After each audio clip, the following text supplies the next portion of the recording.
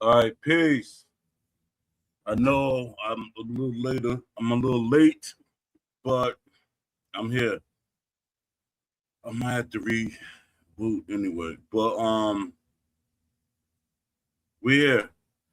Peace. I hope y'all had a pleasant day, and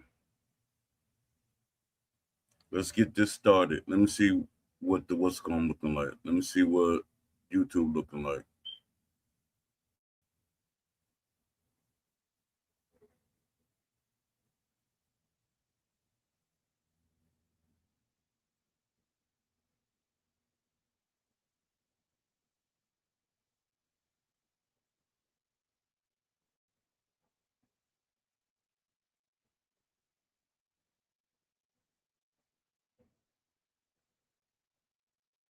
All right.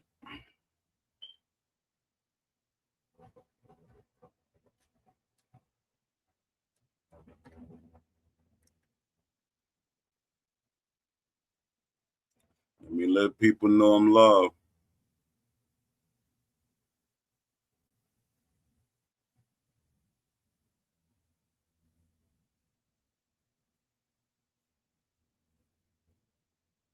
Give me a second.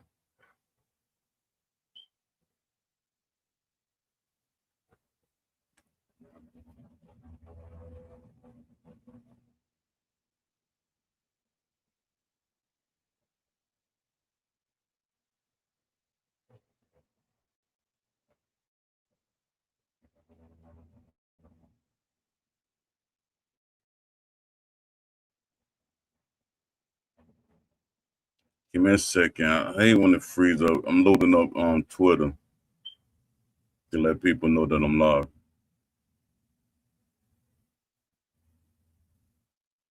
Hope everything works out good. 'Cause I got another show later on.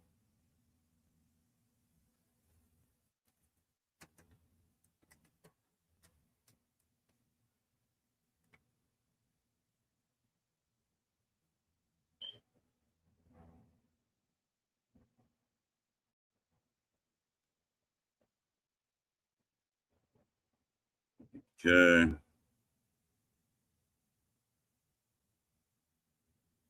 All right. Give me a second.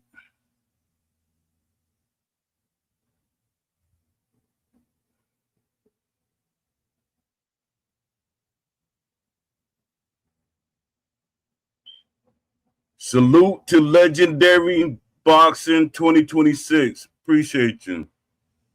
I know I see Mike Adams here was here earlier and Leafy was here. I set my alarm for the wrong day. So I hate this phone alarm. I thought it did for every day at at a certain time, and it was just for yesterday. All right, so let me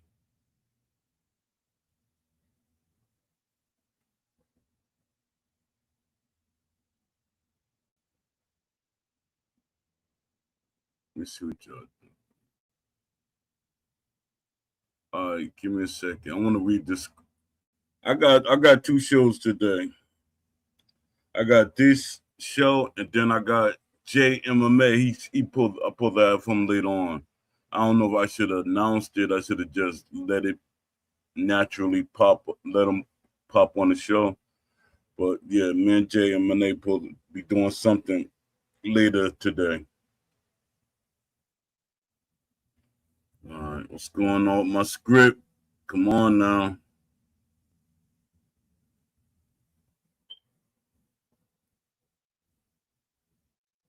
Let me see.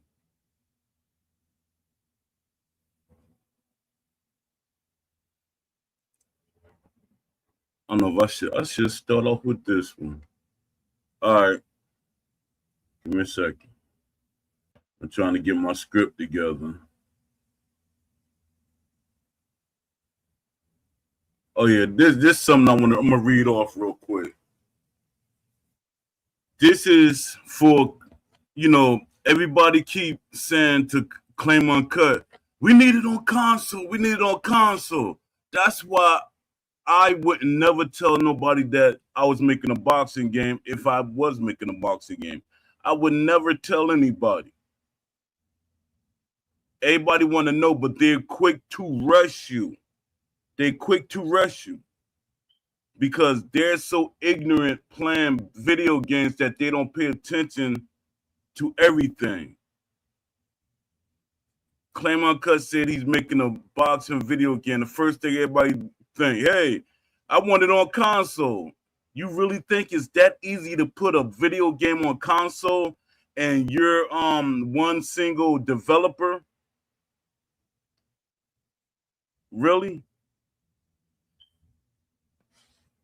Keep telling y'all, it made sense when Steel City did what they did.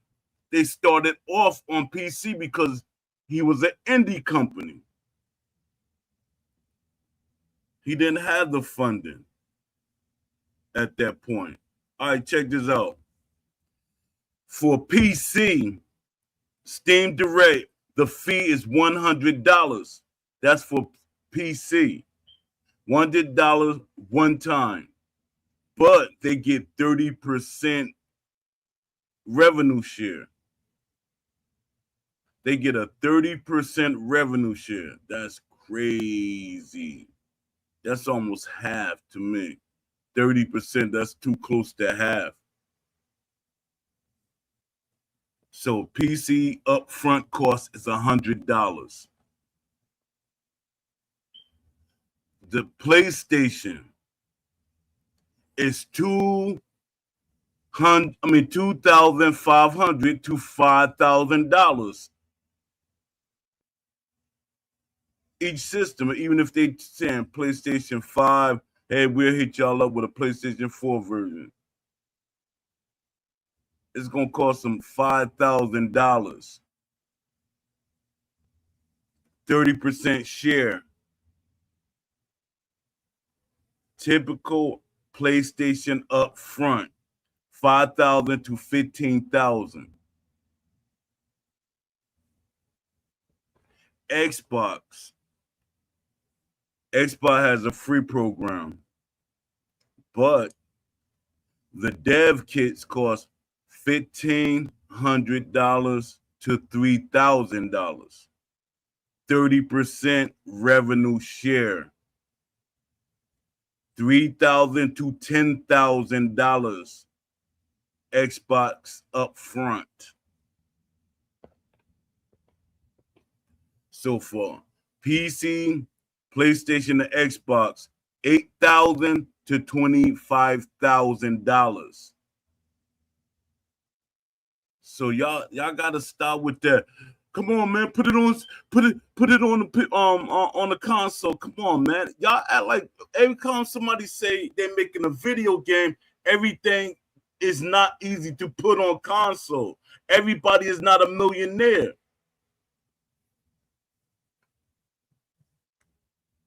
Let me see podcast script. All right, here we go.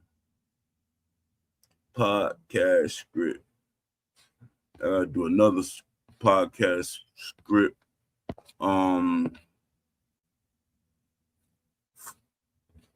For J MMA. Add talking points for referees to come back. Give me a second, y'all.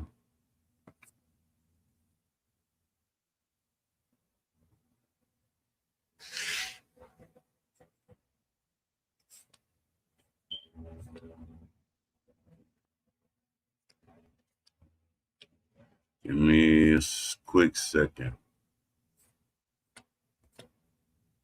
I know a lot of y'all came here and y'all were waiting, and Poe was not here.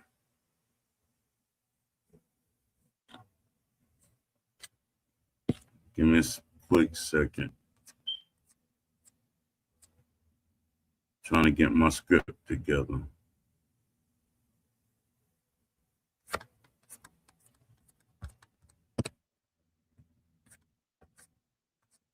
Give me a quick.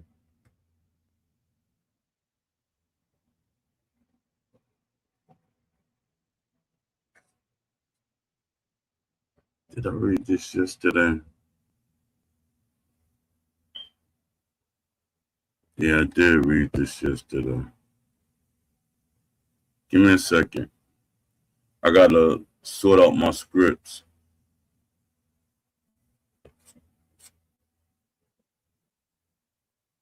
So I had my script for JMMA, with JMMA,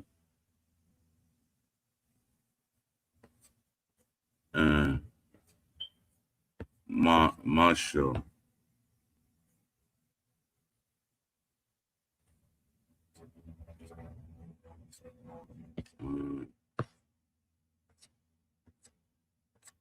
Give me a quick second.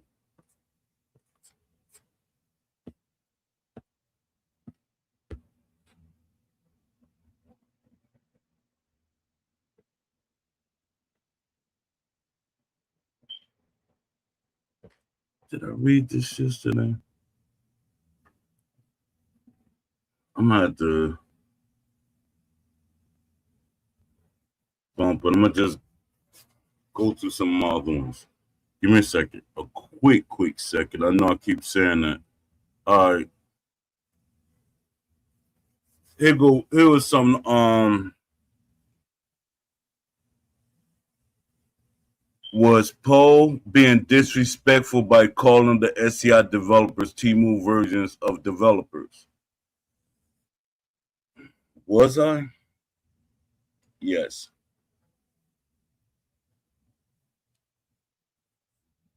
I'm calling out the let me see. Why people will see it as disrespect. From an outside perspective, especially devs or neutral fans, it dismisses effort, not even outcomes. Many developers at SCI are likely capable, hardworking, and constrained by direction, budget, or leadership. I think it's more with experience and know-how. And I think a lot of it has to do with laziness. It blurs responsibility. Engineers, animators, and designers don't usually decide scope cuts, features removals, or post-launch strategy. It invites defensiveness instead of dialogue. Once criticism become identity-based, people stop listening, even if the underlying points are strong. So yes, it's understandable that developers will feel disrespected by that phrase. I'm for the disrespect. I don't care. It is what it is. Why do some fans still defend Poe language? That said, context matter, and Poe isn't yelling into a vacuum. From the hardcore boxing fan angle, the criticism is emotional, not academic. Fans feel ignored, talked down to, and misled after years of promise. The phrase is aimed at results, not resumes. To fans, the ship product feels behind the times compared to games made decades ago. It reflects accumulated frustration, not a single feature. Clinching, referees, AI death, tendencies, systems. Many fans see a pattern, not isolated misses. So while the wording is harsh, the sentiment behind it didn't come out of nowhere. The real issue, framing, not frustration. My core criticism doesn't require results to be valid. Compare these two framings. Timu version of developers, a studio making modern day boxing game with design decisions that feel outdated and risk averse. The second lands harder and keeps the focus where it belongs. Let me see what just saying in the chat, cause A lot of y'all probably popped in. Ghostface Gorilla. Salute. That you went light on them with that statement. It would have been disrespectful if you called him Tubi. Yeah, that would have been way more disrespectful. Yeah, but it's crazy that Still City even got the nerve to even get frustrated when people say certain things. Let me see.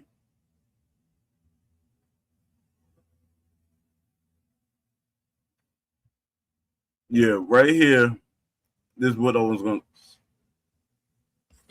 When they keep saying clinching can't be done and clinching, if you know the history of sports games and stuff like that, clinching can be done. I'm gonna explain this to people. Um, UFC has is grappling, but they show that you can put some form of clinching in a game. You had games like Knockout Kings, Victorious Boxers. You had old games that had clinching systems. But now we don't, for some strange reason, we don't have a clinching system. But I know why they didn't take time on the clinching system.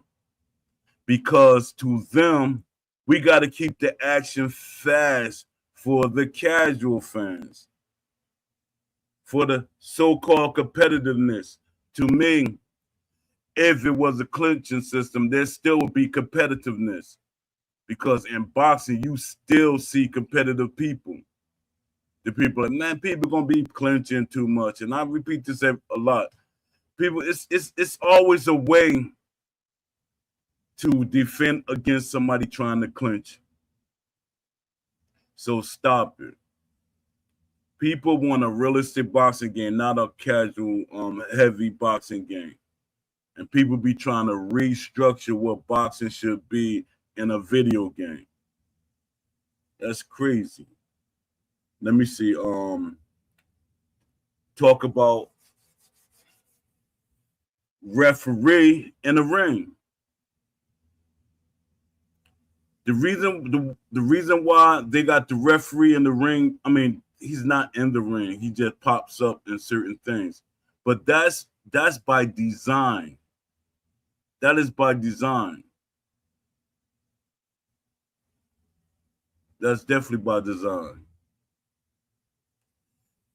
Wrestling games already solve a harder problem. Modern wrestling games routinely handle 6 to 8 active characters in the ring, each with full collision, contextual animations, priority systems, who reacts to what. So, interruptions and overrides. A referee who moves dynamically avoids collisions, counts pins, break holds, react to rope breaks, illegal moves, all that. The referee is in the ring. All this movement happening in the ring. Steel City said, "Well, he's messing up the other boxers when he get too close to him." And I know a lot of people like defending Steel City with it's their first game. No, it's Ash Habib first game. The developers, it's not their first game. A lot of these developers that Steel City have are veterans, so it's no excuse.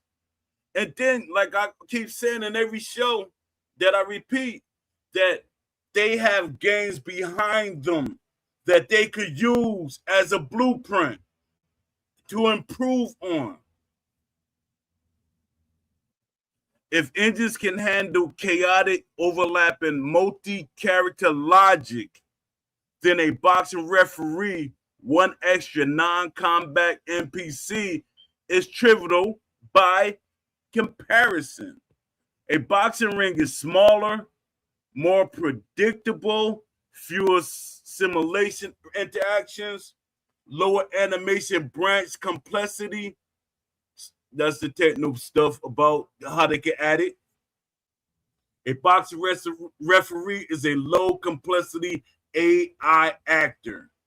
I could get a little deeper in it, but I'm not. But a referee can be in the ring. Sure, you can come on right now if you want to. All right, let me see.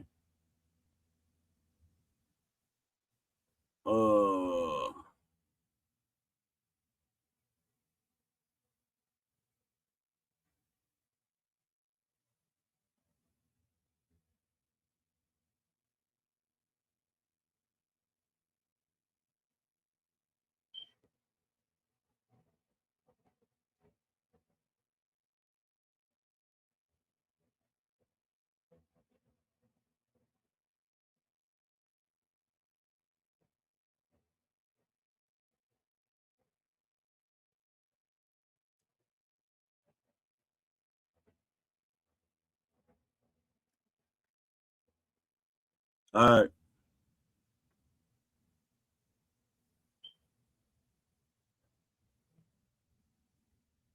Like the clinching, or we talked about the clinching interview with JMMA. So I be writing so much that I forget where I have my scripts at. Cause I know this morning. I know I wrote a script this morning.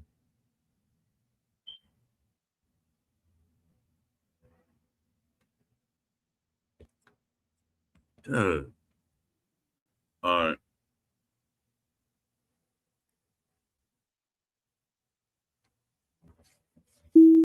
Salute. What's up, legend?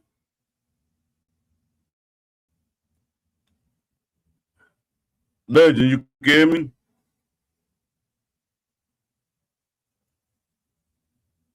Let me see.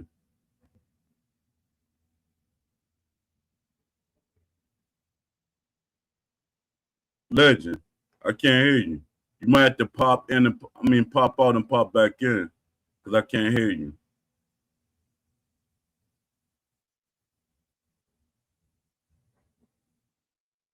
I can't hear you. Oh, give me a second. Give me a second. Hold up. All right, now.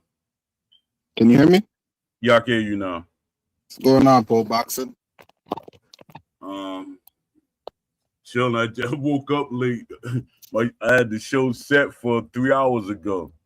Say, Dad, come on. Oh, yeah, I can barely hear you. Oh, you could barely hear me?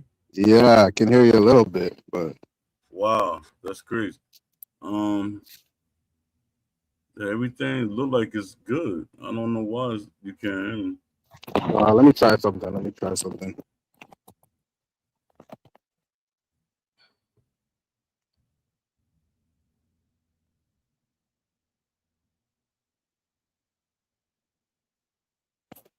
Yo. Please recall.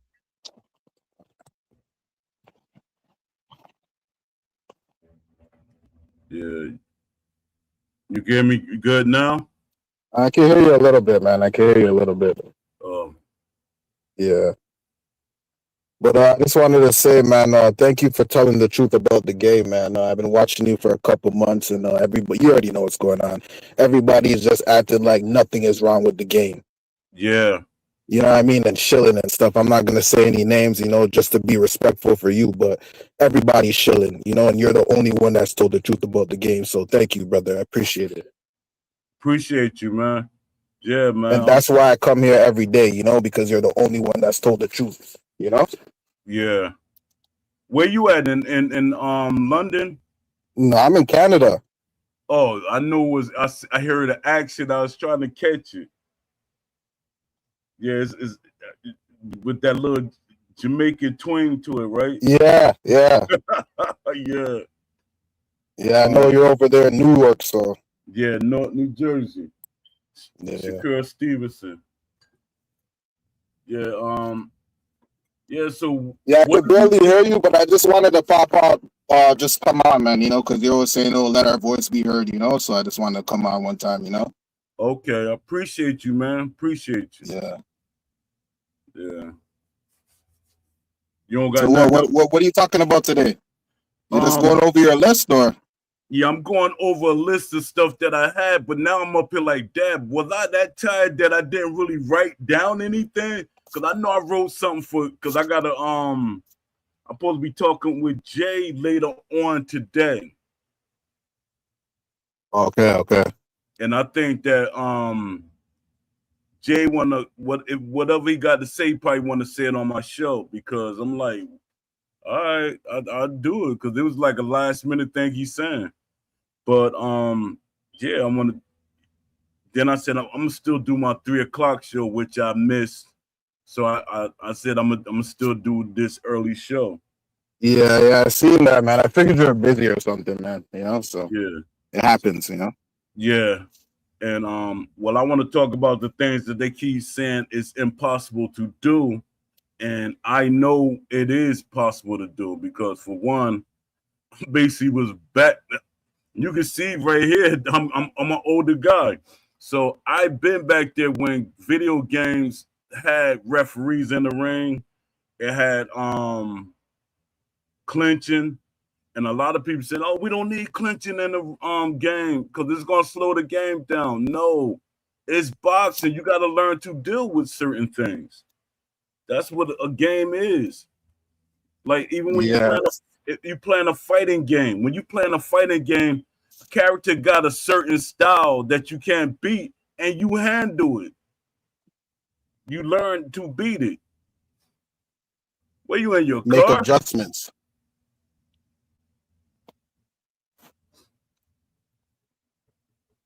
Yeah, you gotta make adjustments to certain things. A lot of people don't want to think; they want to just keep throwing punches nonstop with no consequences. Everything gotta have a consequence behind it. Yeah, yeah. But Yeah, like you did exactly what I tell everybody. I say, come on the show.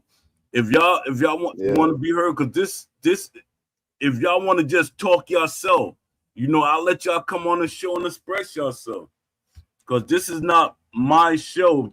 This is what I tell everybody. This is everybody's show. This is all of our show. yeah. I see that, man. You're definitely for the community for sure. Yeah. Let me see. I hate that I lost the script to what I was doing this morning. Yeah, I was let me see.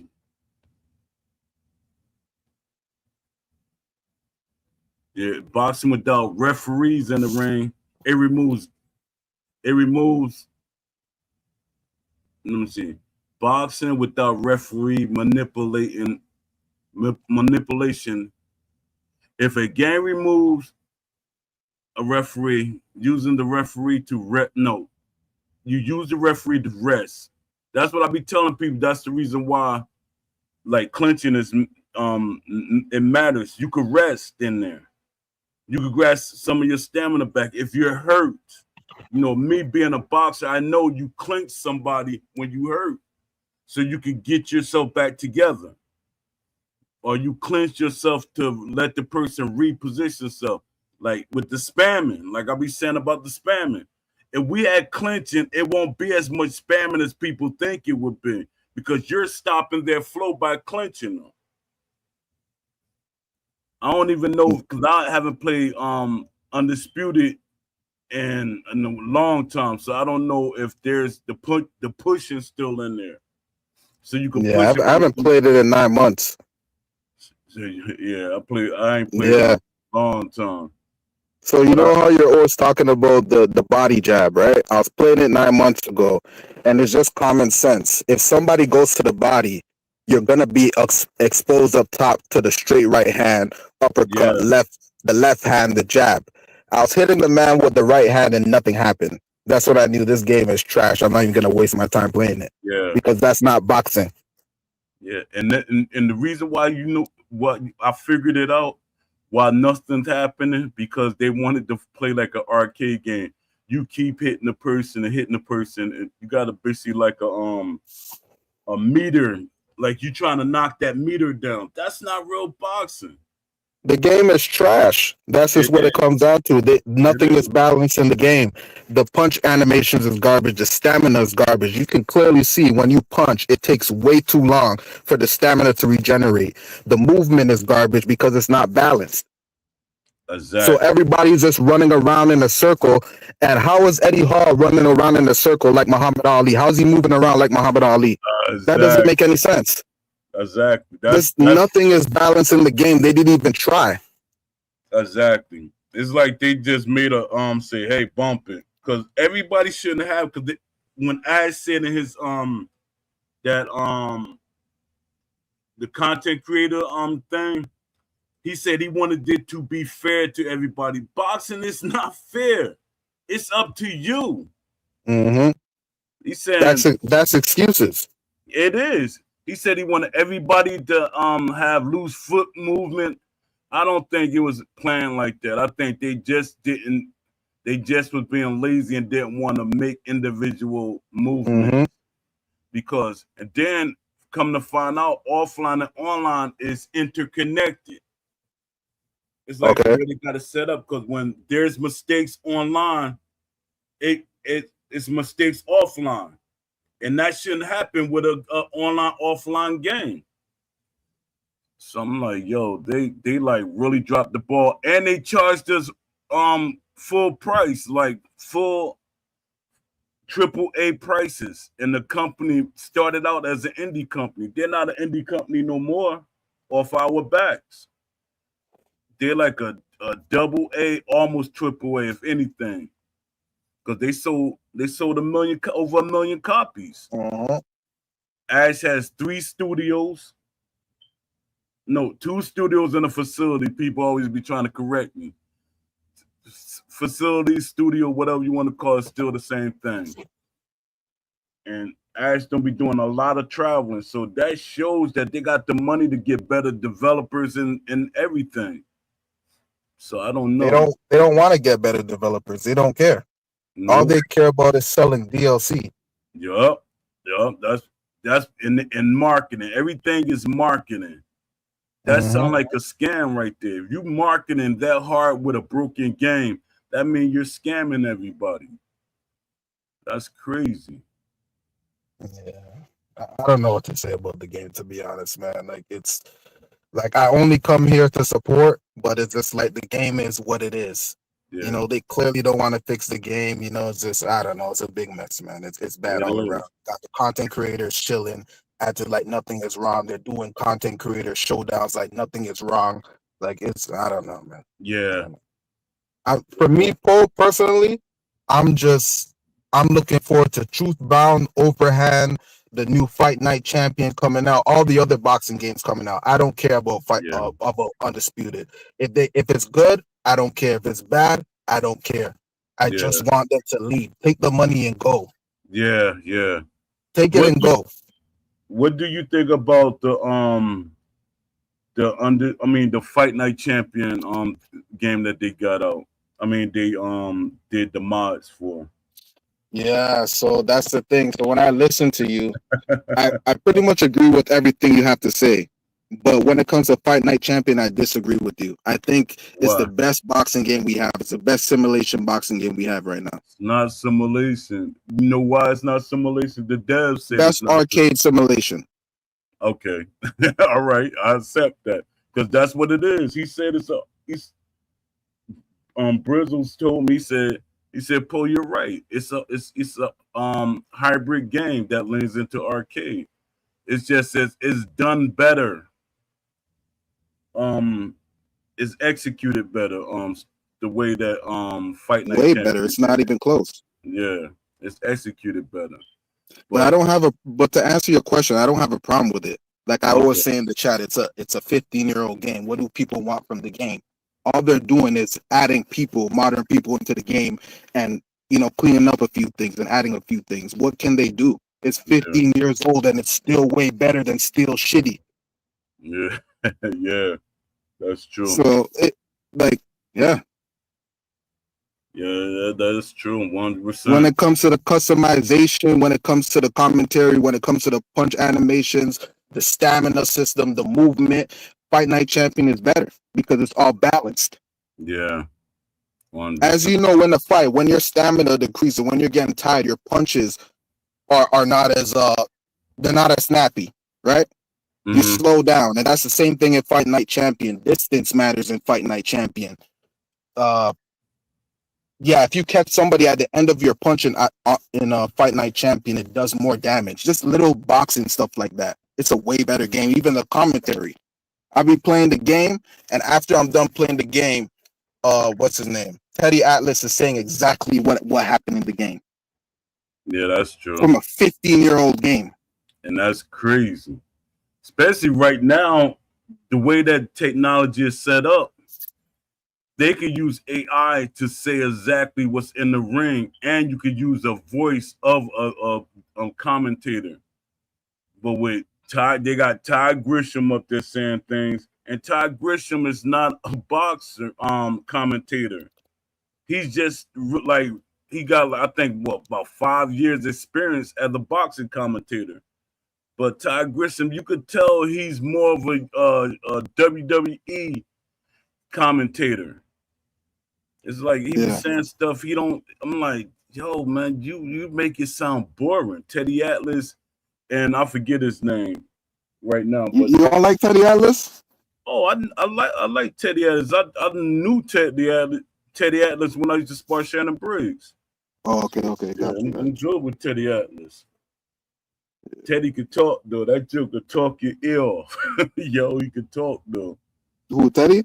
Yeah, that joke could talk. Yo, he be talking. But yeah, he Teddy is real knowledgeable stuff. You could kind of say that Teddy's a boxing historian when you listen to his stories and stuff. Yeah, because he had a gym in New Jersey, but he's very knowledgeable. Yeah, because he had he didn't have a gym. Shannon had a gym up in New Jersey, and Teddy was coming up there to help him. And he was training Shannon Briggs up there, and it's in West Orange. But Shannon, he still got his house up there in West Orange. Oh, okay. That's why I be getting kind of frustrated. A lot of people be thinking I'm mad, like at Steel City for like not letting me be on the team. No, I'm not mad about stuff like that, but I'm like, at least acknowledge that I try to help y'all in some aspect. But no, they rather try to block me out because they know I'm opinionated. Honestly, Poe, for the best. You don't even want to be associated with them. Honestly, it's that bad. Yeah, you're right. Everything happens for a reason, man. So yeah, true. Yeah. You with Box Fanatical, you think he left out of frustration for the product, or he just? To be honest with you, I'm not sure why he left, but they're all shills to me.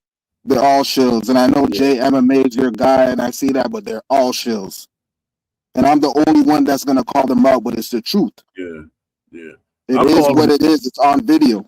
Yeah, I'll call them all out. Jay, I just want him to come on the show and talk, but I call them all out. Even Jay tell you I call him out on what he said. But my thing is, if Jay could come on here and give us some type of insight to try to clear himself up, that's good. If anybody willing to talk, but if I disagree with you, I'm gonna disagree with you. Like when Jay be saying, he's saying he don't think referees should be in the ring, or I think he said Clinton too. Yeah. And I said that don't sound right. I so said, Paul, let me ask you something. Is he a game tester? Oh, Jay. Jay. MMA. Yeah. Yeah.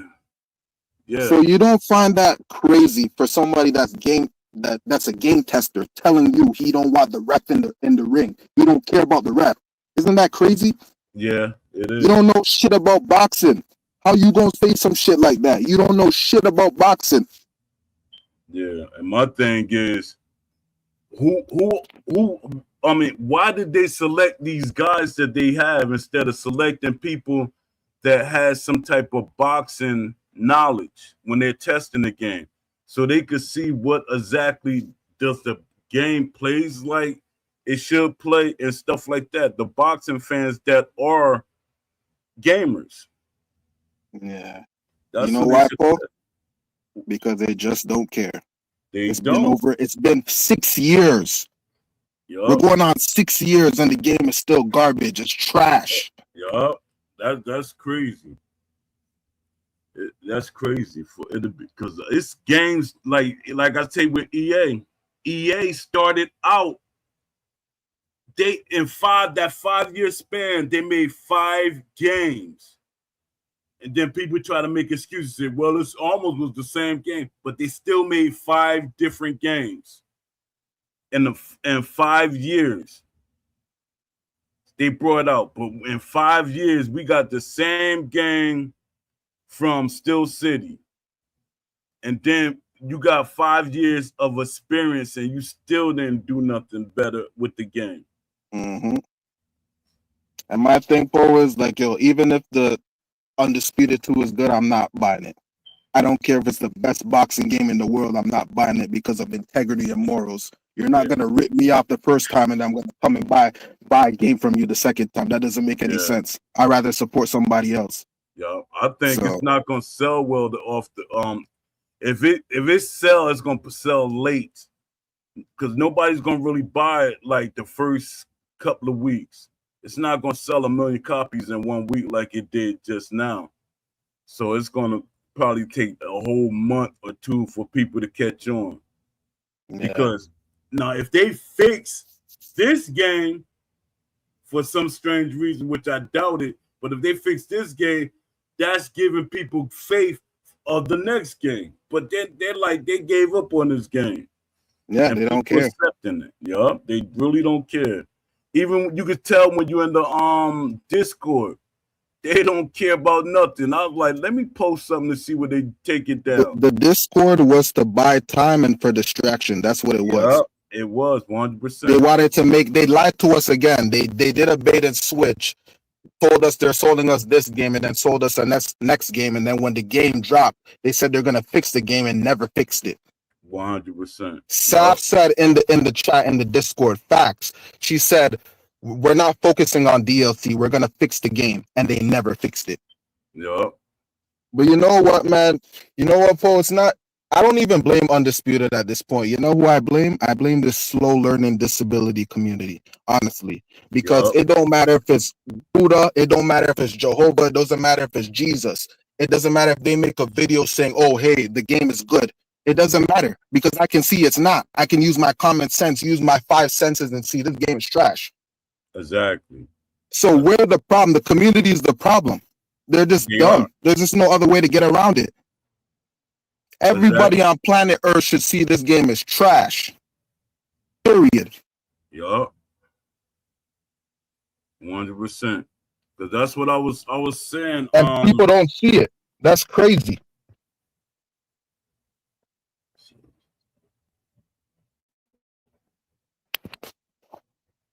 He told you see what you are you looking at the chat? I can't see the chat. I can't see the chat. Oh, all right, I'll read it. You know, Norton Block Solo, right? Do you Who? know Norton Block Solo? Nah.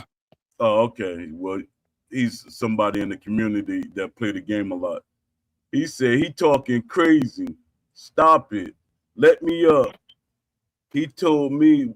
He told me why he did it. I don't know. Understand that last one. Um, AJ Pack said Eddie Hall, great white hope for sales. Eddie Hall wasn't. What's up, Aram? Aram here too. Ghostface Gorilla. He's one of the original people from the Discord and stuff like that. But yeah, these people that they keep. Were they hating or what? What'd you say? They hating or what? No. The only Oh, okay, person okay. that said something like I don't know what Norton's saying. It sounds like he's saying you talking crazy. I don't know. or it must be me because Norton, he plays everything, and like I be telling everybody, I can't accept something I don't like. You know, they'd be like, "Well, you should play it," and you. Let me see. I was talking about Box Fanatic. Okay. He talking about Box Fanatical, not you. Yeah, Box Fanatical. Yeah, I stopped mentioning him because Box Fanatical. I feel like he feel like when I make content or if I say something, it's not worth his time. Like I'm beneath them. That's how I feel because I always share his stuff. I repost his stuff. I share it. I go on Facebook and I post Box Fanatical stuff. Try to help him get exposure because you know I feel like Box Fanatical was a pillar in the community. But Box Fanatical is like once Still City hired him, his whole mindset changed. Yeah. Is that surprising though? Yeah, You know? 100%. Norton Block Solo said Fanatical told him why he quit. And I got a good mind why he quit. It's like crazy. A lot of people thought they were supposed to be there, but I'm kind of glad I wasn't on that team. You know, even though Ash wanted me on the team, I'm glad I wasn't there because I probably been I'd have probably made somebody feel like they was being threatened, and they probably been scared of me because I wouldn't accept all that junk. How about Claimer Uncut video? What did you think of it? You heard me? Yeah. I said, what did you think about Claimer Uncut video? I think it's great. I think it's great, man. Yeah. He was he was he was hitting Will Kinsler because a lot of people try to protect Will Kinsler. And I'll be telling I them, like the little shots that he takes at still shitty. yeah, I like the little shots he takes at them. yeah, he put everybody on blast, but But that video but seemed like he was apologizing. a little bit. A little Yeah, bit, you're a right. little bit, A yeah. little bit, yeah. And I was like, Dad, But Claimer, just his videos alone single-handedly embarrasses Still Shitty. It really it does. it does Because it 100%. just shows how advanced his game is, all the mechanics he has in his game, and Still Shitty has none. Yup, 100%, 100%. You're right. And Yo, you, we're in 2025. Where the hell is the referee? yup, Why 100%. is there desync in the game? Why is the punch animations trash? Why is the stamina not balanced? Why is the movement not balanced? Where's the customization? In Fight Night Champion, we had hundreds of customizations, hundreds of Yup, colors, yup, hundreds of trunks.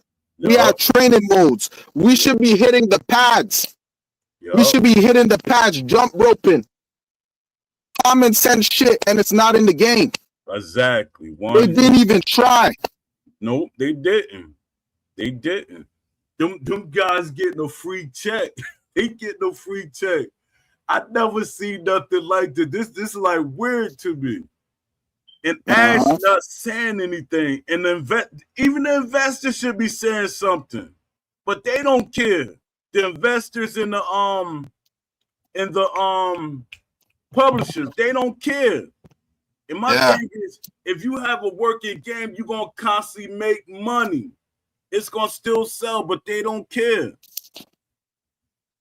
Yep. Facts.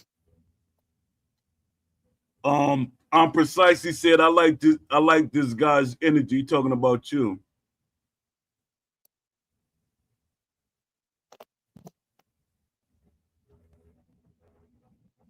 He said, Still City Basic.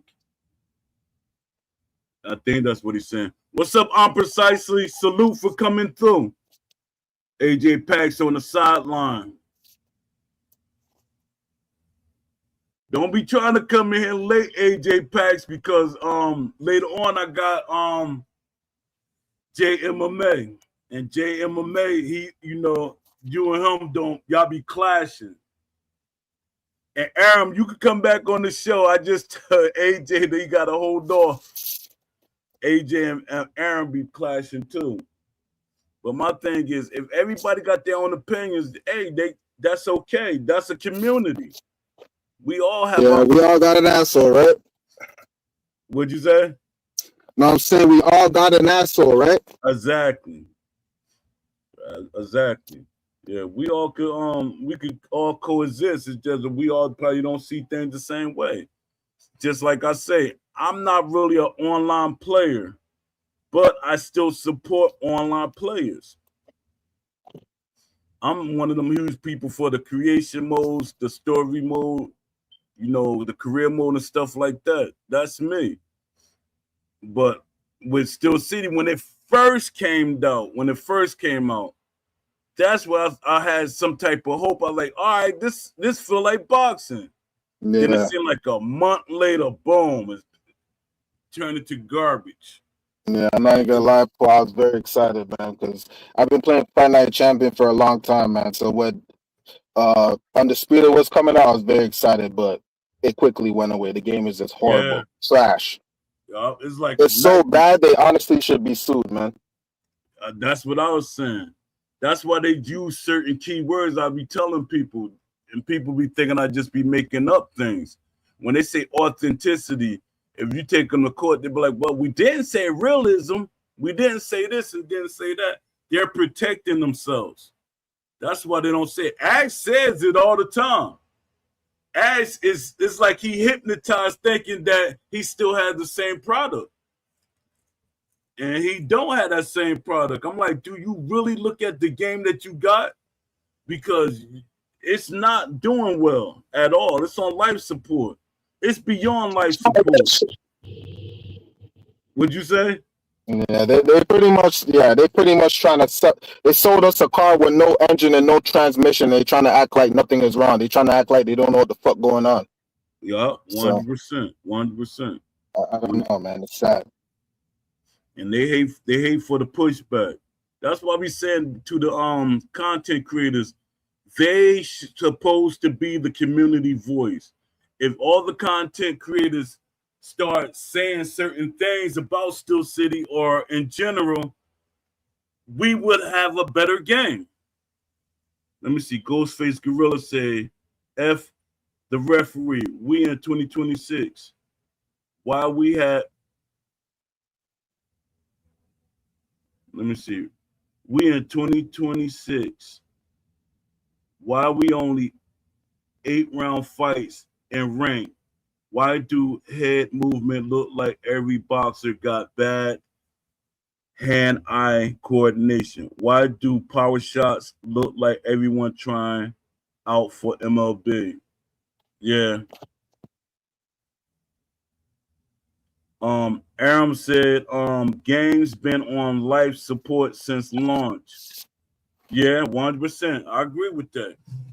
Because in the like I was saying, the game in the early access, it looked much better than the product that we actually got. That's why I be telling people, because they be trying to change the time frame. See, but I want to challenge you on that though, right? Because everybody always talks about ESBC this, ESBC this, and ESBC that, right? How do we know if that version was actually good and never actually came out? Did it come out? No. But how do we know if that version was actually good? Yeah, that's true. Well, I'm going off of what the content creators tell me, because I got an actual group with the majority of the content creators. Yeah. And they were telling us. That's why a lot of them was mad.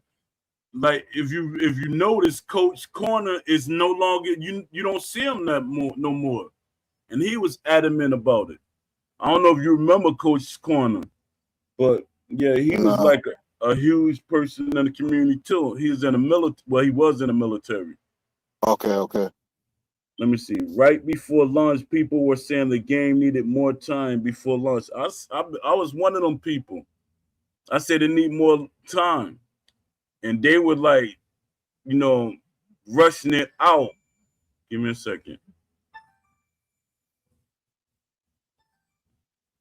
Yes.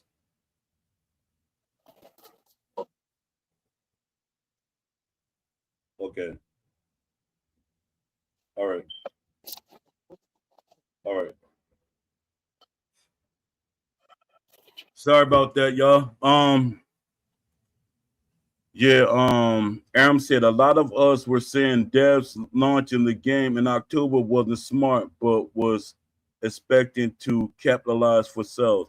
Yeah, that's what happened too. They were pushing sales, but this what I'll be saying. People be saying, stop pushing everything on Will. What's calm doubled down and showed that it was Will. Claimer Uncut, he doubled down and showed because I was telling people, everybody didn't believe me. But Claim Uncut visually showed Will was the problem. Will Kinsler, he brought that EA philosophy over to this company. Ash has faith in Will.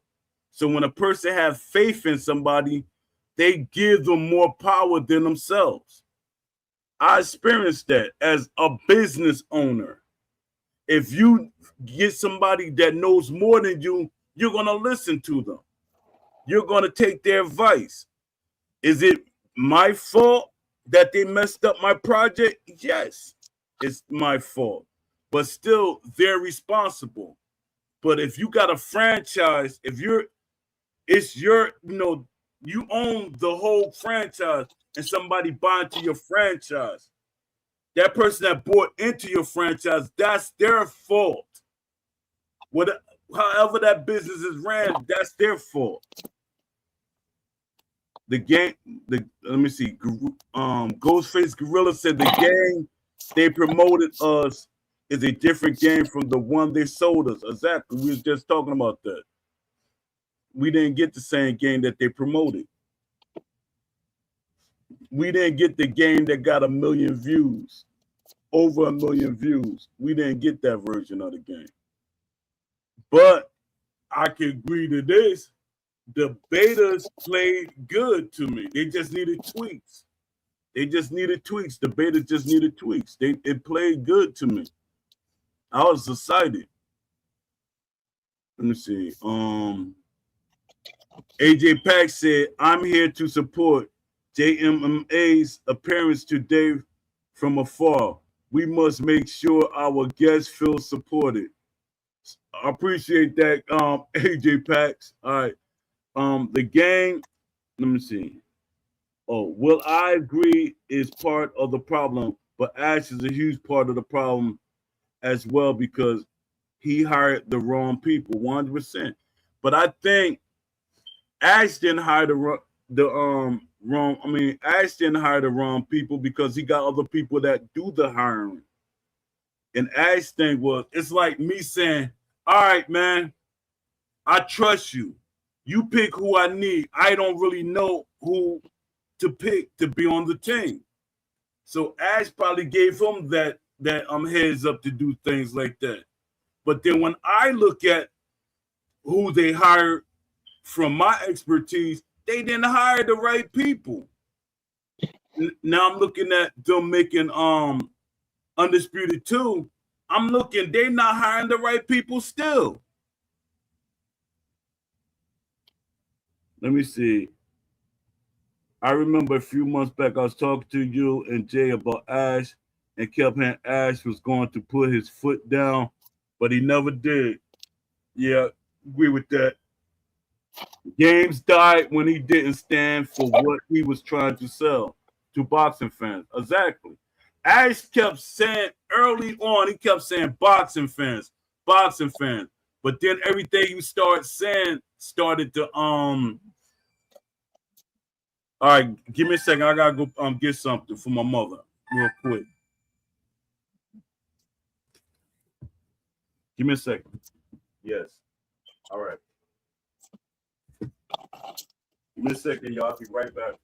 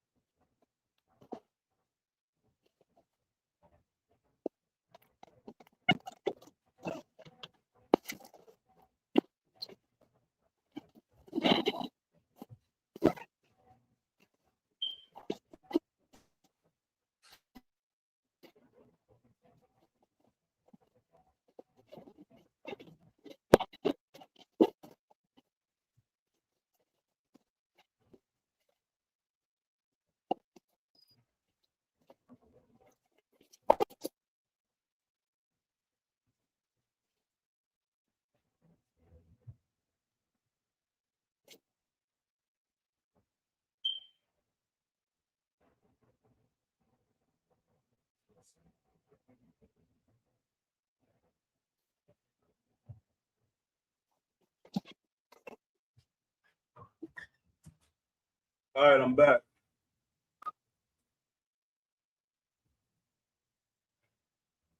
You still there, legend? All right.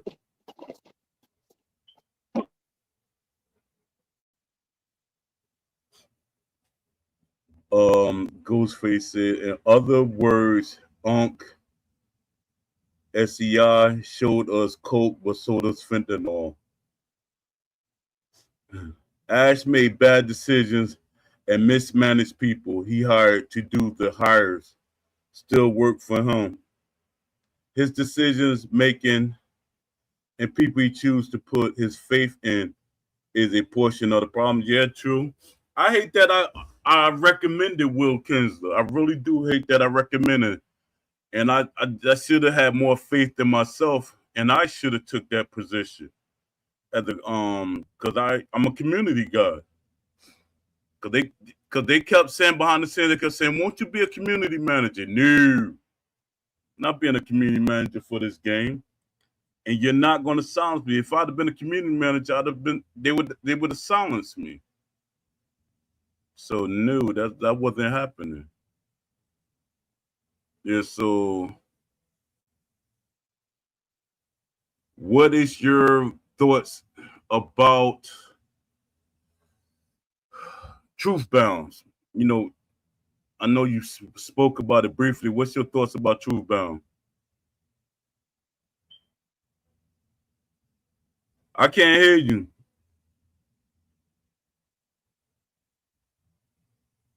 I don't know why your sound went out. Let me see if you still did it mute you.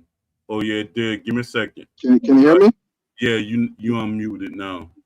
Okay, cool. Did you mute yourself?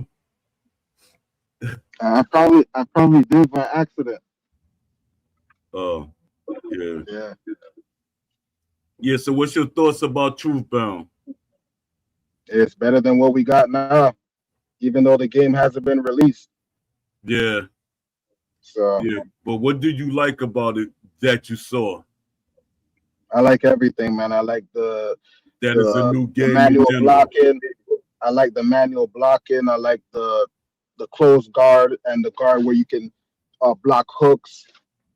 I like the distance, everything, man. It looked like real boxing. Yeah. And it's like he really trying to listen to people because Yeah, he said 11 it's 11 jab styles. And a lot of people say it's 11 jab styles. I've been saying that if people listen to my show or listen to me talk, it's actually more than 11 jabs. It's variants. It's different variants of jabs that you can throw. Even hooks. Like if you listen to a casual person talk about the way you throw a hook, it's weird. Even though you got people that tell you you throw a hook this way or you can throw a hook this way or like that. It's three arcs that you throw your hooks. And I'll be like, y'all telling me how to throw a hook when I actually that's one of my punches that I used to knock people out when I was boxing. My hook. Let me see. Aram said, but that's the thing. Will's still there. Yeah, that is. And do y'all notice that Will never really be at events? It's like every once in a blue moon, he should be at every event. It seems like he's not really a boxing fan. What's up, Dr. J? 9035. Is a ref going to be in Claimer's game? That's a great question. That's a great question. But at this point, I don't think fans really mind if it's not because they're gonna say at least we got an extra game. Their thing is any game that challenges Still City or just that's a challenge in general. They're okay with it. Let me see. Different iterations of punches. I used to preach that in suggestions. Page community manager abandoned. Yeah. Um. Salute to you, Kanisi, for popping in. How do you throw different jabs and different hooks when they are one button each? Nope. That you can do it 100%. We wouldn't say it if it's not able to do it. But y'all thing is y'all keep thinking every boxer should be able to throw every punch. No, every when they say there's different jabs and different hooks, certain boxers throw certain kinds of jabs. That's what a lot of times it is. But it can be done. And then with the control, you do combinations with the controls. That's what I be saying when people say it's not enough buttons on the controller. It is enough buttons when you do certain combinations using the controller. It's enough buttons on the controller. You can do anything you want. Let me see. Yeah, but man, I appreciate you popping in on the show, man. That's you like breaking that wall that people Yeah, like they scared to pop on the yeah, show. exactly. Everybody's shook. Yeah, they're scared to come on the show. I'm like, come on, let your voice be heard. Let the developers, because Still City is not the only people that I'm talking about. I'm talking about developers in general. They can hear our ideas, hear what we want, stuff like that. Um, Aram said it means people don't throw the same iteration of jabs and hooks. It's not just about the layout. Yeah, true, true. Um, yeah. So, are you in any of the leagues that they got out there? Nah, nah. Like for I'm pretty undisputed sure. or I knew you because you don't like the game, so I'm pretty sure for you. undisputed, right? Nah. Yeah, I'm shocked that Fight Night didn't make a league with the game that they modded. That would have made sense. I mean, we used to Yeah. have the we used to have the Fight Night Nation back in the days, and we used to bring in a lot of people. That's what I be telling people. I was back there when we was making all them leagues and stuff. That was the Yeah. thing we was Oh, trying to. Yeah, that's the yeah. thing. What'd you say? But it's a 15-year-old game, you know? Yeah, that's So one it's hundred. just like, yeah.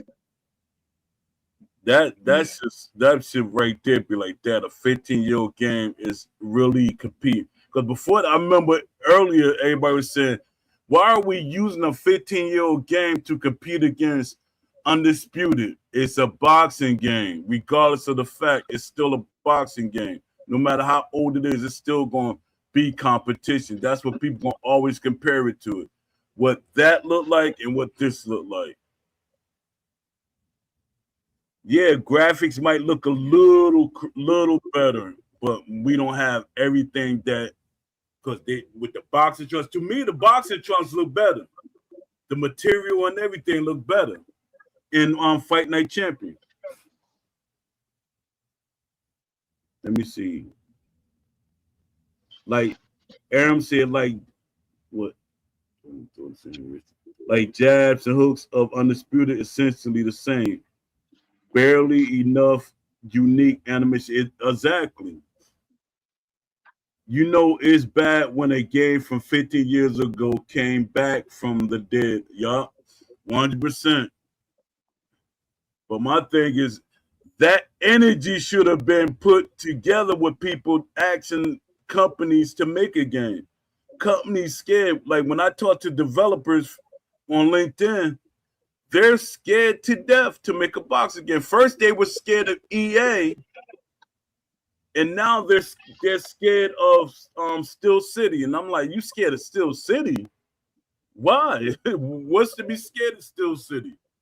Because their thing was Still City did great, but like I tell the developers, yes, Still City did great out the box because of the product they advertised. But once people And realize, because people were starved for a boxing game.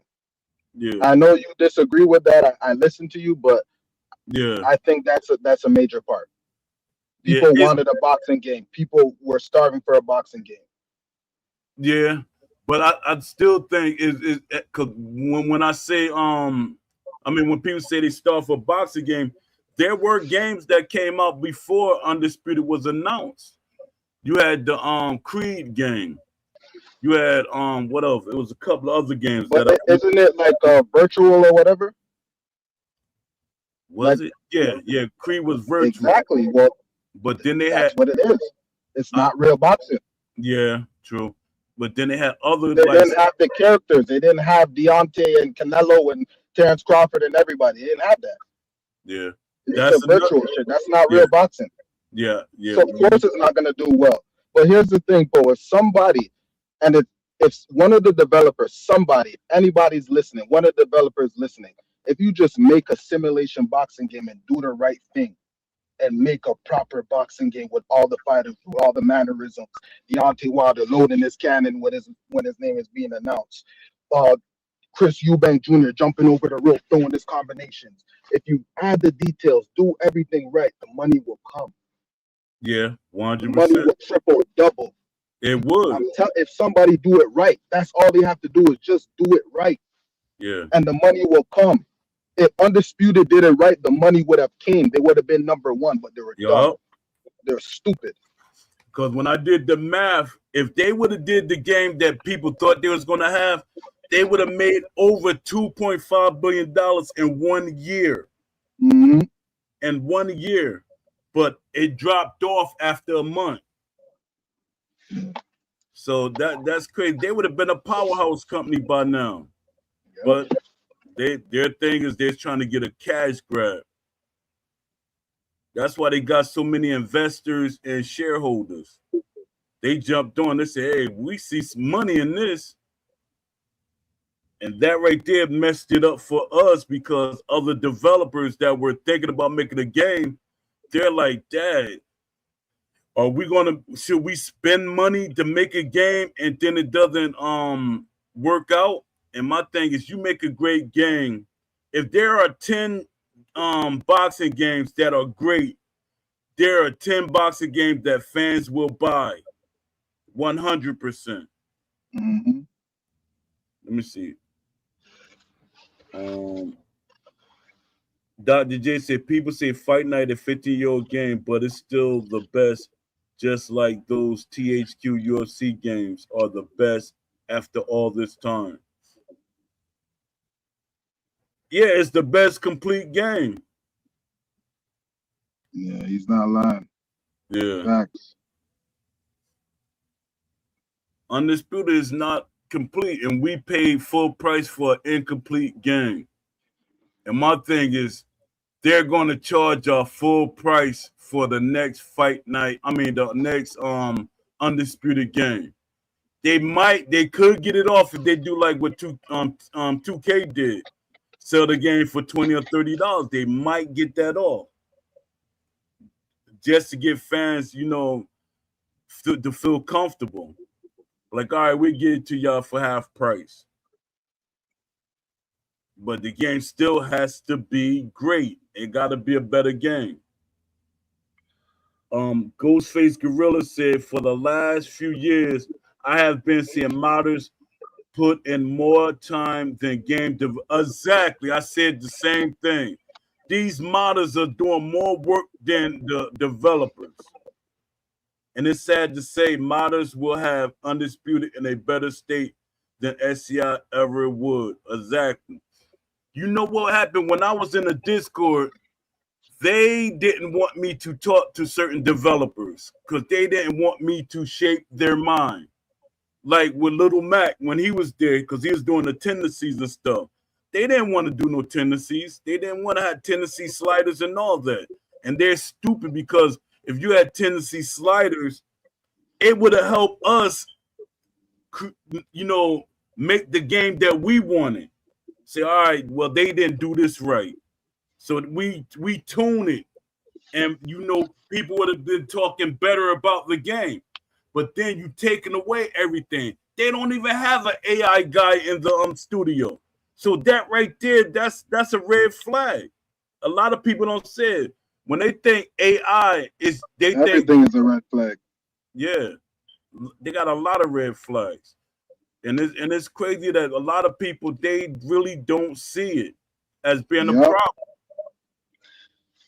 It's a problem. You can't You act can like you can fix desync tomorrow, and this game is still garbage, and yeah, people can't see it. They're dumb. yeah.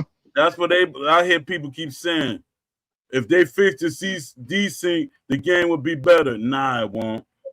That's just one of 1,000 things that's wrong with the game. Yeah, yeah, 100%. Community managers take, or the Aaron said, community managers talking about devs coming back from holiday and getting reacclimated. That's bullcrap.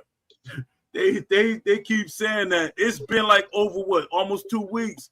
They're not getting acclimated. Acclimated to what? That's the craziest thing in the world to even say that. You just came off a vacation and it's gonna take you 1 or 2 weeks. It should have took you 1 day to get acclimated because you don't really do nothing anyway. I'm like, yo, what the heck? Free Ash giving away free money across the board. Am say they're lying, but he said it more aggressively. Um, yeah, y'all write down some stuff y'all want me to ask JMMA later on. I got some questions I'm gonna ask him, but and I guess he probably want to make an announcement on the show. That would be nice if he makes some type of announcement, but I don't know. I'm just guessing. But if he make an announcement, that'd be great. I can't tell the difference between them working. Oh, he said I can't tell the difference between them working and them on vacation. Me neither. I can't tell the difference. And you know, it's crazy. Ash got his whole family working in the business, but the business not really his anymore. That right there should make fans be like, what? Yeah, Ash really don't own Steel City no more. He's like, from what I see, he's not, he probably got 51%, but creative control he might not have. He probably signed that over to the publisher. Ash probably just the face of Steel City. And he's just working, he's just the face. It's like the guy Colonel Sanders was the face of KFC, or Tony the Tiger is the face of cornflakes and stuff like that. He's just the face. He like that character for the studio now. And that's crazy. That the conversation I tell you, me and him always had, and he ended up doing what he said he wasn't gonna never do. And it's not about money, because a lot of people have integrity. A lot of people, they won't let their integrity be bought out. Yeah, man. It's just weird. Problem. That's the problem. Yeah, 100%. So, let me see what I was gonna ask you something, but I forgot. Um, do you how long do you think before Steel City crash out? Like, they like,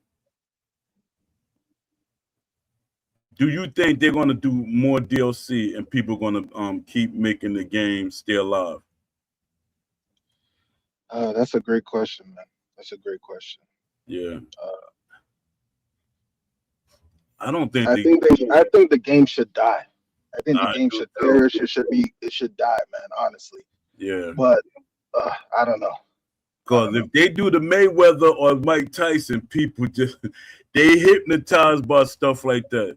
They gonna come right back in. Oh yeah, this is what I'm trying to tell you, but I was like, People are going to be stupid enough to buy it, so I can see yeah, them, keep doing the DLC because people are dumb. So, yeah, I don't know. Yeah, yeah. It's crazy. But my thing is, the community is the problem. yeah, they are. They're part of the problem. We could blame Ash, we could blame Will, we could blame this person, that person. It's the community. Just like I tell Yeah, like I'm telling the content creators, they're part of the community. It's them too. Like I was Yeah. saying, if they give us a survey, the developers can't say that they didn't know what the community wanted. So they gave us what they thought we needed.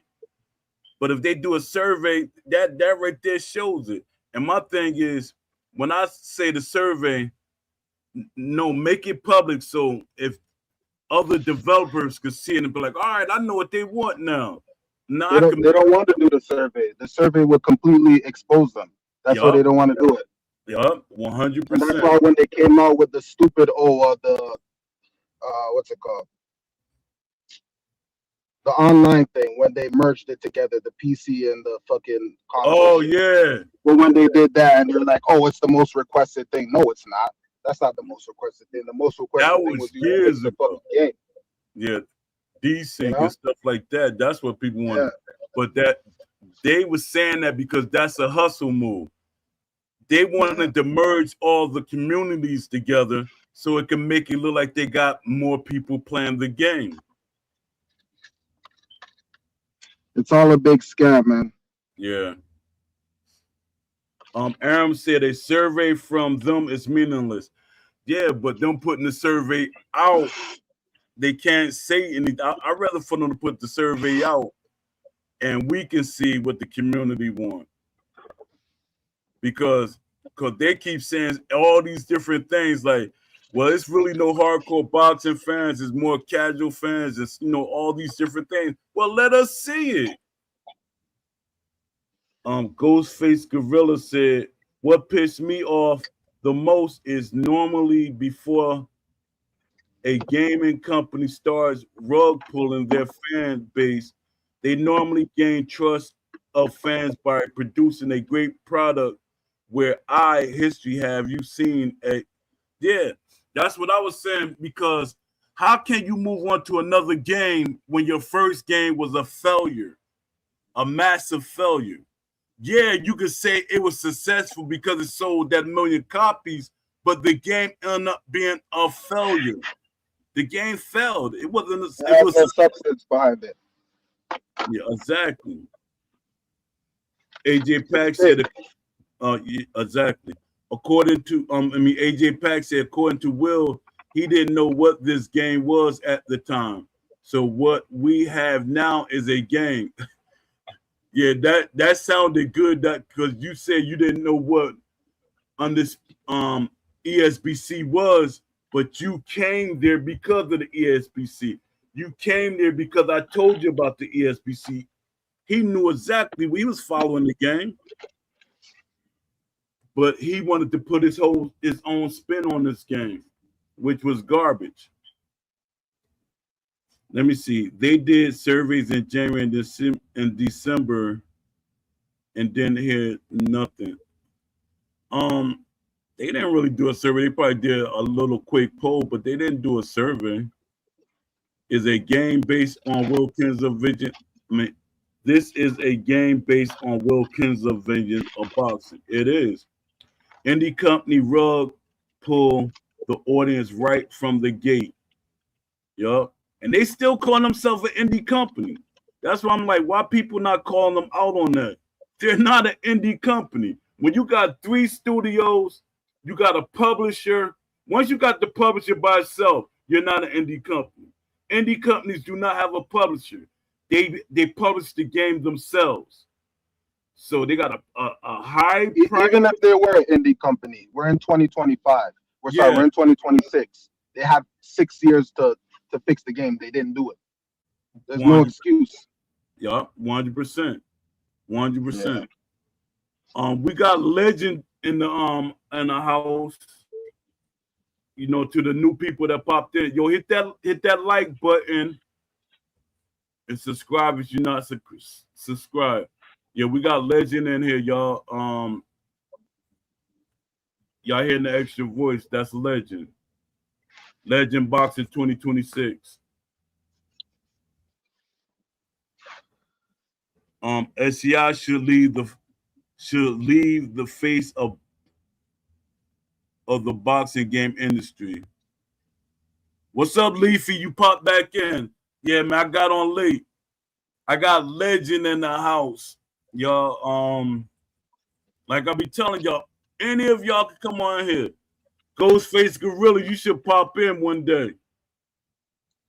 No, you been in the Discord for a while too. You probably was there when it first started. All these things, like they trying to keep from giving me credit for, like when I say I gave Ash the idea for the Discord. Say no, anybody gave him the idea. No, I told Ash I literally got the conversation with me and Ash. I say, Ash, you gotta make a Discord. And I was giving Ash all this good advice, and then here come Mr. Kinsler telling, he said, you can't talk to Ash, you can't, we got this. What? I'm like, what? Like I was giving them boxes, all these boxes that I had for round. I was telling them they could, hey, y'all go over to Undisputed, well, ESBC at the time. Y'all should go over there. Don't never sign a contract. Always tell boxers that. Never sign a contract to be exclusive to one game. You will get more money being DLC and mini games. Let me see. SEI been mad quiet this month. They have. There's no activity really in the Discord. I've been monitoring the Discord, and there's really no heavy activity. You can only fake the funk for so long. Yeah, 100%. What's up, Mike Adams? Let me see. SEI rep is dirty. It's dirt now. The game sucks. 100%. Game sucks. It's like it's not even a game. What'd you say? It's not even a game. It's pathetic, man. Horrible. Yeah. 100%. Let me see. Ghostface Gorilla said, I got you. I'll pop up one day. It's all love. All right. Wait, what if the old people there is 20? Hold up. Wait, what if the old people there in 2025 left at the first of the year from SEI and got fired and replaced? A lot of the people start getting replaced. From my understanding, like, yeah, from 2025, they start replacing people slowly. But when I look at the people that's on the team, there is a couple of different faces because I'm trying to measure, do they got the right people in place for development? And they really don't. They still don't have the right people in place for development.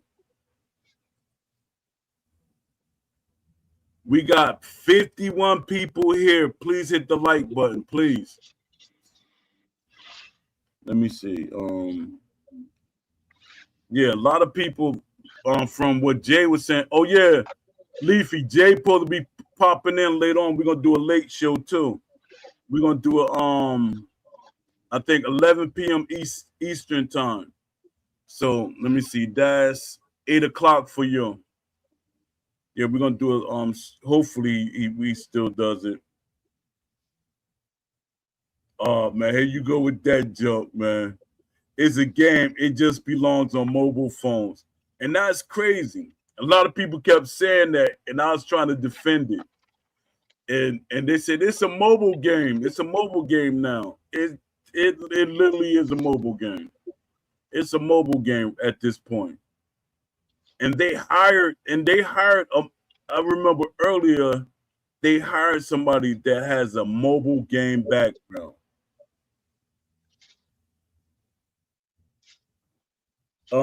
Aram said all Shep does is tell the community he got no news. That's not good for people them to keep saying that. It's like you just got.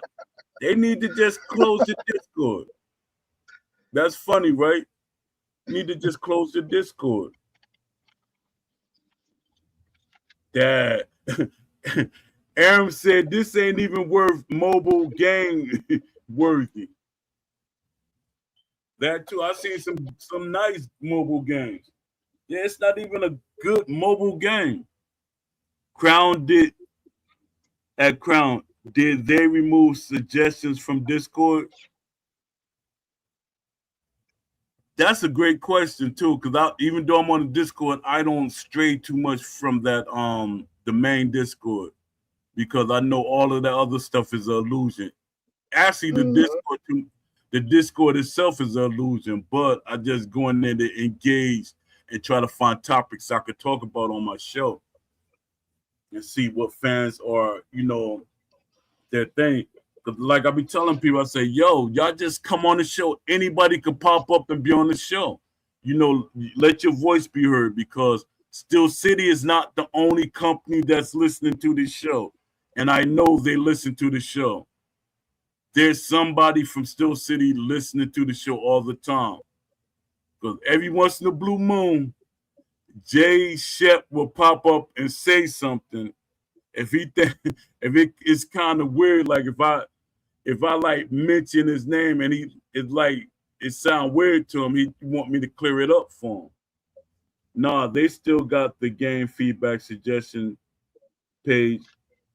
They using that for Undisputed 2. They acting like they're using it for Undisputed 2. I really don't think they're gonna use a lot of ideas from the community, if at all. Because the main thing is desync. They make sure that it's working right. And we gotta have a great career mode. That's the things right there. That's how you could tell the experience of the team. You know that career modes carry a game too. Because when the online is not working, you could play offline modes. And then when you got a great creation mode, it brings in a whole different fan base. People creating boxes and stuff like that. That makes people like with Fight Night Champion and Fight Night Round 4. I actually have a site. It's called Fight Night Creations. We had a whole lot of people that is creating fighters and stuff like that. That has a big fan base. It was like thousands and thousands of people used to come to my site. Yeah, it's putting makeup on a 1 to 10.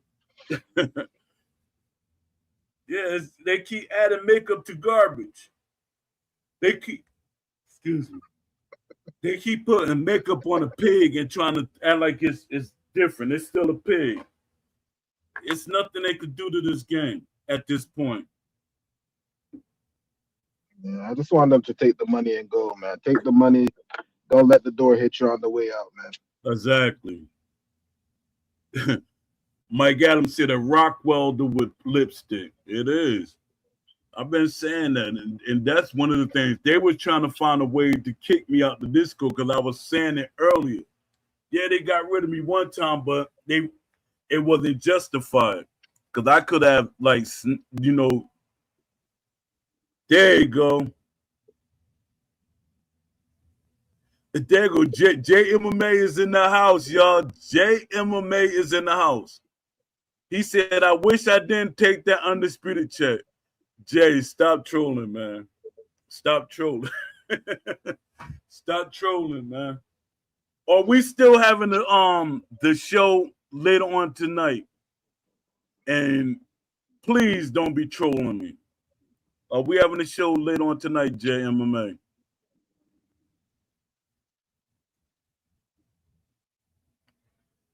Mike Adams said, I'm not touching Undisputed 2 unless I know for a fact it's good. Yeah, me, I'm going to give it a month. We all should not buy Undisputed 2 for a month. Let's wait a month and scare the mess out of Steel City. He been trolling heavy lately, laughing out loud. Nah, no trolling tonight. All right. All right. Well, why you would tell Ash that in the interview? And you know what I'm talking about. Oh man, y'all go. That's who said that. It was a couple people saying that to me. They were saying that AJ was saying that, and it was a couple other people. They're saying that the content creators wasn't really being our voice at that event. And They to were me, all shilling. Yo, here's the thing. I'm gonna expose it right now. Cold blooded. He was in Beast Channel. He admitted that they all signed the NDAs. He admitted it. you know, So like they're all shilling and all acting like nothing was wrong doing a stupid content creator showdown for no reason. And we know this game is trash. They all know the game is trash. JMMA, you know this game is trash. You all knew from the beginning. JMMA said I should have yelled at Ash and say F this game. He said See, that's that's the on me. slick talk. He's doing the slick talk now. No, you don't have to yell and say, but you can tell the truth and say this game is not good. This is what needs to be fixed. That's what needs to be fixed. He's playing games with the words, just like SCI. Yeah. He said, Bullshit, man. yeah, Jay said that's Fix on it. me. Yeah, he said JMA said that's on me. I should have probably slapped him too, huh? Mike, calm down, bro. I can hear you over there getting frustrated. It's not just desync or hit detection, punch animation, the speed of the game, the bugs, the quick glitch, no ref, no clinch, 99 problems, but DLC ain't one. Exactly. I knew that. I scammed you. Get back. Dad, Jay. Jay, you ain't making it easy on yourself, man. You ain't making it easy on yourself. To me, No, I'm saying Jay ain't making it easy on himself by him saying, he said, exactly, I knew that. I scammed you. Get back. Um, Aram said the issue is the devs know what needs to be fixed. They just lack the competence to fix it. And that's I don't think we some of that don't stuff. need a dis. Sorry. Go ahead. No, go ahead. No, sorry. My bad. Yeah, I think the devs they know what's going on. It's like they feel we could be as lazy as we want to, and there's going to be no consequences. It's no consequences in that studio. It seems like the people that want to actually do something they get rid of. Steve's, I know a lot of people don't like Steve. I didn't like Steve at first, but then I start understanding his vision. He was actually doing something. He was active. Yeah, he made the Discord like some life, some pop to it. If the things were the way it was, Steve still would have been doing things. He was gathering information, make it seem like they were actually doing something. But the way things set up now, no. It's like we're not being heard. Let me see. Laughing at Jay getting super duper toxic at a rapid speed. You add all of that in one sentence. He said laughing Jay getting super duper toxic at a rapid speed. Jay is accelerating on his toxicity. He's like trying to get at you. The issue is the devs know what needs to be fixed. Oh, what's up, Tevin Williams? The YouTuber could have asked better questions. This is what a lot of people keep saying to me. And I agree. It seemed like Ash was throwing an alley oop to them and nobody grabbed it. It's like Ash was it's Ash feel like he a hostage to me. That's how I look at the way Ash be talking, because he said, I want realism, but that right there, once he say but, that means he had those conversations. He's because Ash always wanted a realistic boxing game. He said boxing is a strategic sport. That's the conversations we had. And a lot of people would say, well, he probably just said that to you. He ain't had nothing to prove to me. Who am I? If he felt that he had to prove something to me, he would have brought me in on the team. But he ain't had to prove anything to me. Ash, what's up, Lamont Davis?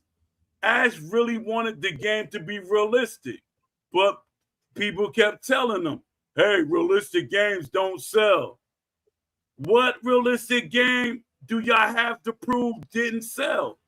They don't have no game to say, hey, that game that Fight Night made that was super realistic, see, it didn't sell. We didn't never had that. Fight Night always made hybrid games. And that's what Will tried to do. And it failed because the way they did it on the systems that they had. Let me see. All the questions were pre-made by Will Kinsler.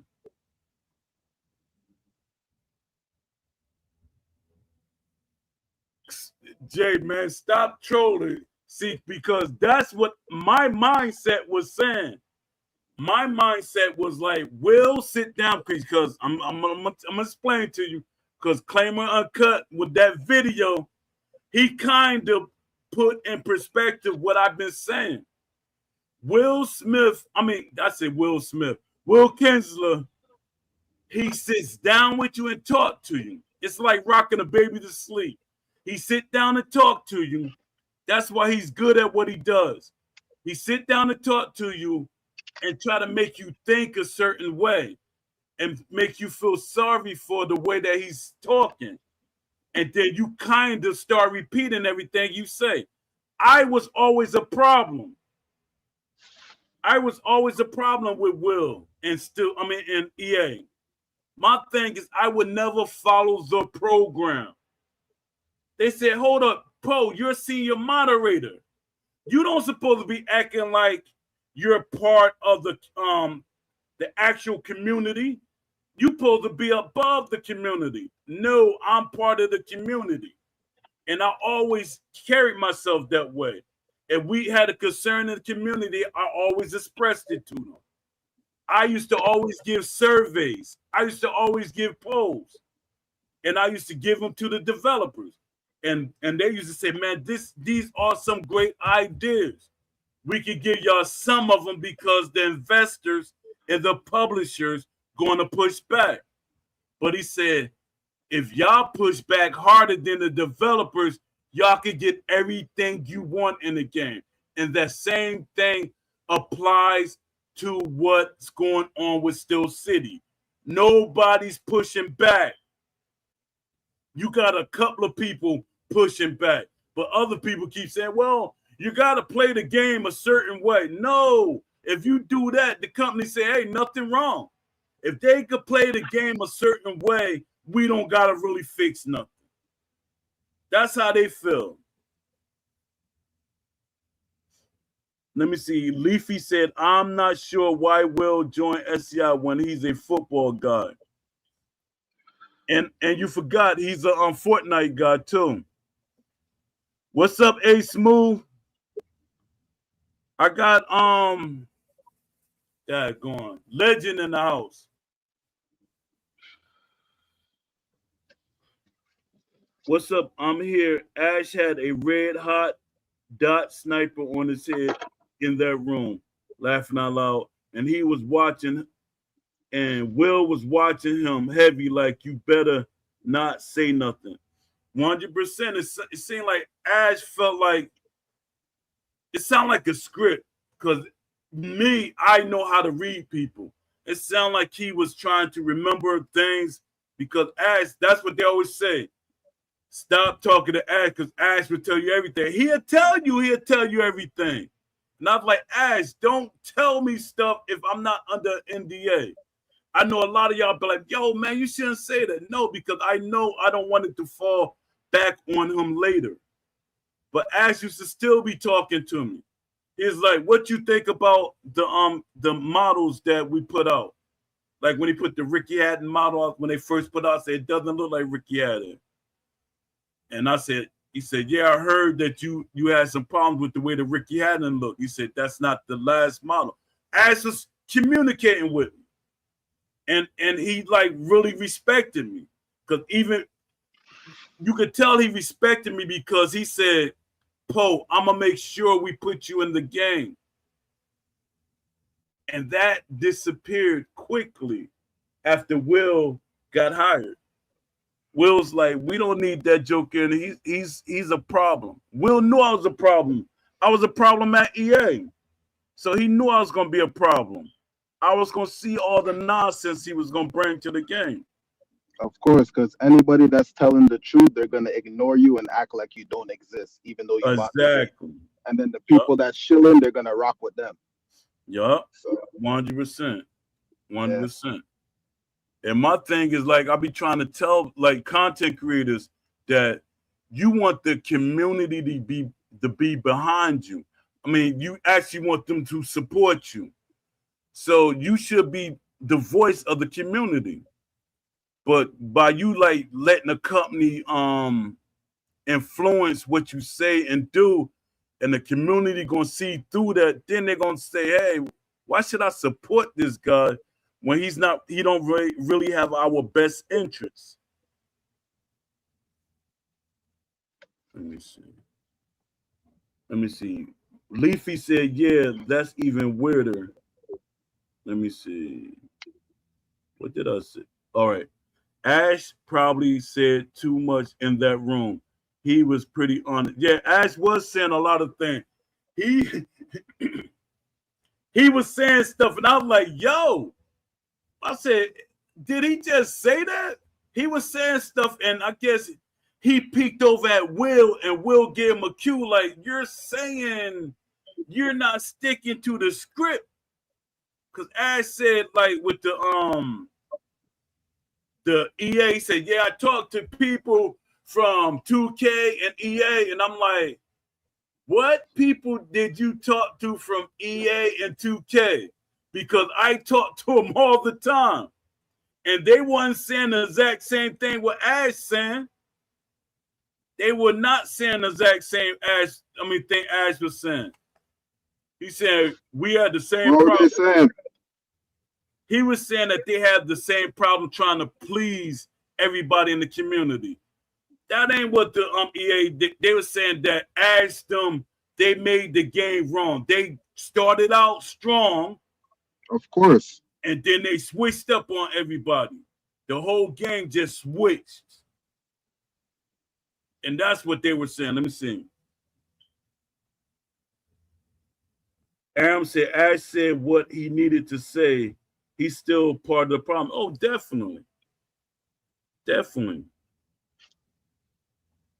Bro, I was sitting right across from Will. That man was on his phone most of the time. Y'all think a little too deep. Nah, I know how Will work. No matter what you tell me, I know how Will work. Technically, Will was my boss. When I was a senior moderator, Will was my boss. I know how Will work. He can manipulate a situation. And every time Ash talked, or he said Will, he always bring Will into the conversation. No, talk for yourself. And they always say that they literally said Ash will say too much. We can't let Ash say too much. His daughter even said it. My father would tell you everything. He's already said too much, but Yeah, I like it. yeah, 100%. He's still a problem though, just throwing that out there. It was really me tapping Ash to not say stuff. Yeah, because Ash will tell you everything in the book. I, Aram said, I just don't want accountability taken off of Ash because he is a big part of why this game ended up being crap. Not saying you're wrong or anything. It was just my perspective. Okay. Yeah, because my thing is I read people. And that's one thing that I know I'm good at. I'm the joker that be downtown standing there just looking around. You'll think I'm crazy, but I'm just reading. I like studying character. That's one of my things. I read books and everything on it. Studying people characters and stuff like that. So I saw that Ash had that he had that uncomfortable feeling when he was there. And one thing that somebody pointed out when Ash did that video, that Bugsy Malone video, when Ash was there by himself, nobody around him, Ash felt it more at peace, more like he could say what he wanted to say. He felt more like, all right, things look better now. Ash felt more at peace in that video. Nobody instructed him to be like that. He felt relaxed. He felt like he was in control of his game at that point when he was in that video, that Bugsy Malone with what's his name? Connor Ben. Let me see. Not saying you're wrong or anything. It was just my perspective. All right. Laughing out loud. She said I was trying to start a cult for being honest. Yes, that's what she was trying to do, the woman thing on me.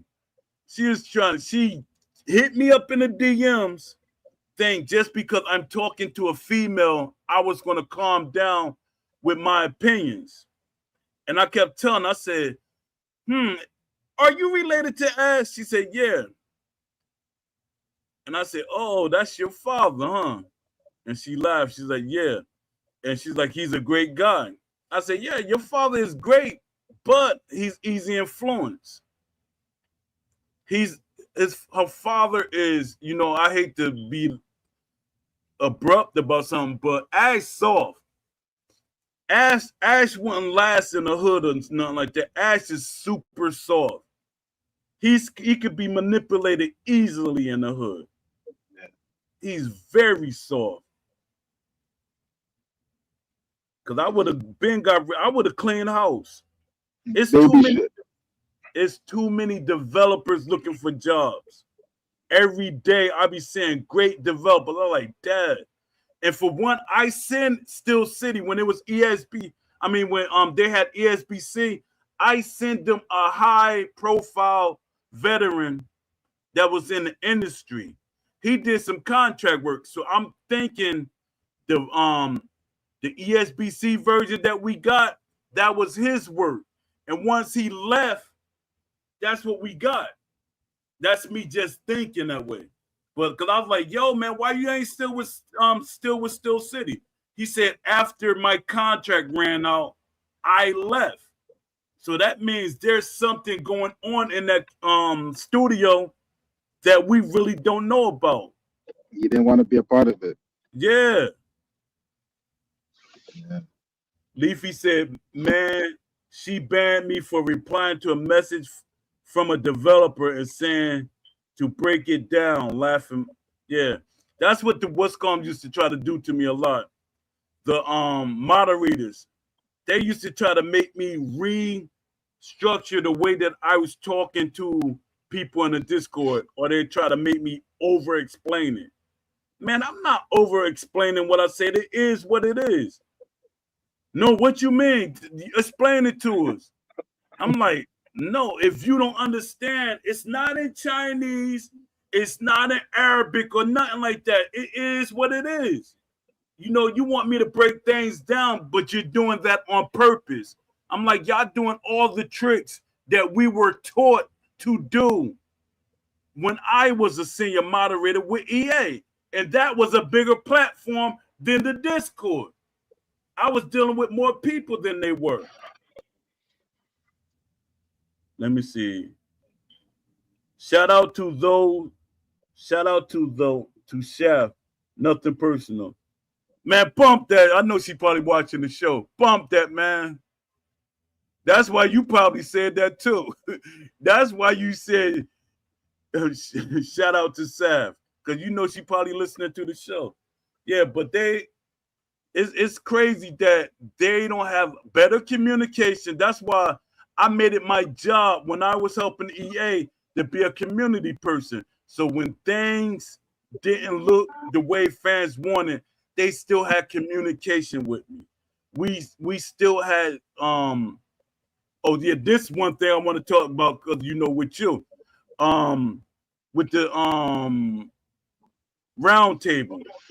I used to do live roundtables with EA developers, Mhm. and Steel City saying, "Nah, we can't do a live roundtable because we're gonna need moderators and stuff."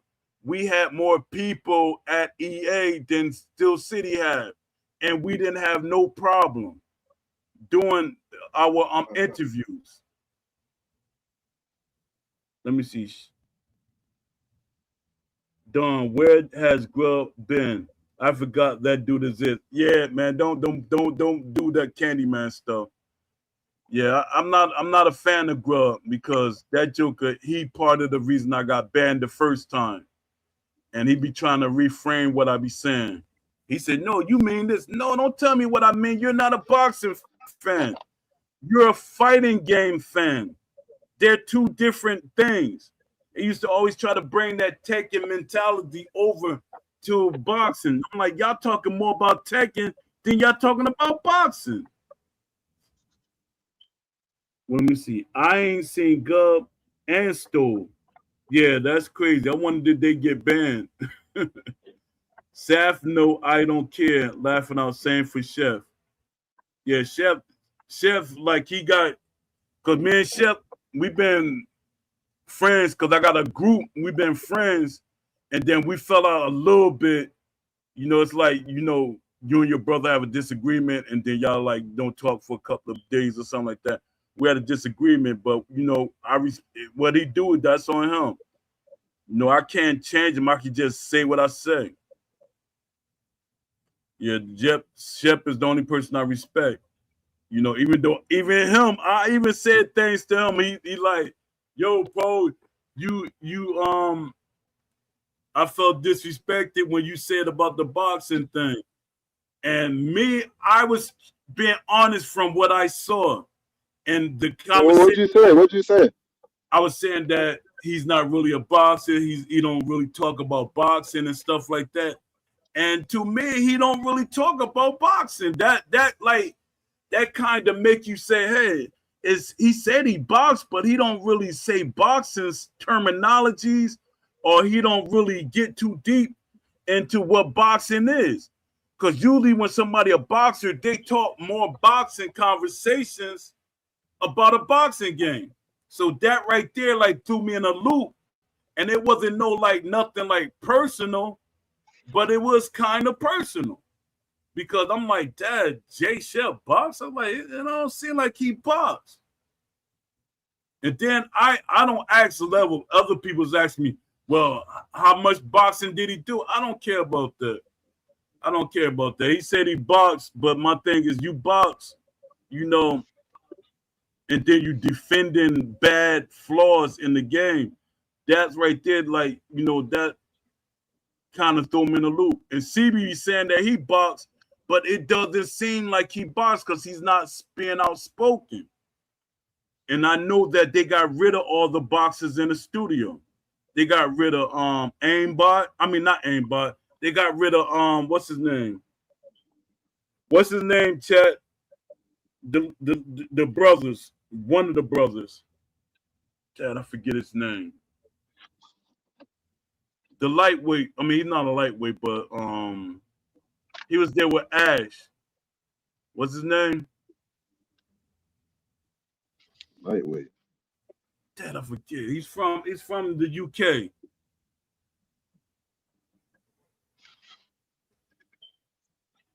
He retired too, because what's gonna beat him up? Was it Virgil Ortiz? No, not Virgil Ortiz, but he got beat up. Who beat him up? Was it Virgil Ortiz? Oh, Sonny Edwards. It was Sonny Edwards. Oh, okay, Bam. Bam beat him up. Bam beat him up. Yeah, Bam. Yeah, that's it. Bam. And I the was next like, feud. no, The I next said, feud. I said, what's going too big for him? Yeah, Bam beat him up. Yeah, but he And was in the Yappa. And studio. Yappa. Yeah. You throw every name out there, huh? A Smooth. He said Ryan Rhodes. No, but Ryan Rhodes should have made a difference too because he's a boxer. But Ryan Rhodes didn't care. Ryan Rhodes is actually the first investor that ever see. I know my history. Josh Teller was there too. We had Ben Davidson there. They got rid of all them guys because they didn't want to be held accountable. But my thing, if you would have had the boxers still there, you would have had you would have had a better product. Now you're going, now you're talking about that. Lyndon Arthur, Oakley were in the studios too.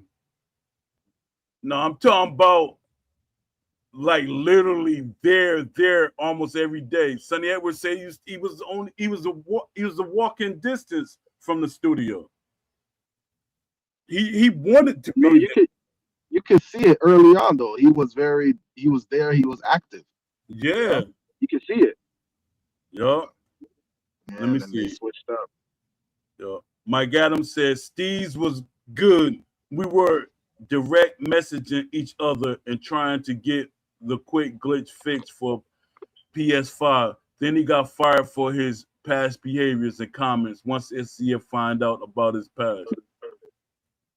Yeah. But my thing is, how do you hire somebody before you know their history? Do you start digging on the history once they saying something that go against what you're doing? Because my thing is, why did you hire me? Let me see. You was right for what you said, but I don't follow Shep to know what he really does. If he just says he boxes and punches it back, doesn't make you really a boxer. I kind of said that too, but I digress, and I'm not going to dig too deep into that. Like with CB, I don't know what he telling me that he boxed and stuff, but my thing is when I'm around boxers, and I'm gonna keep it a buck.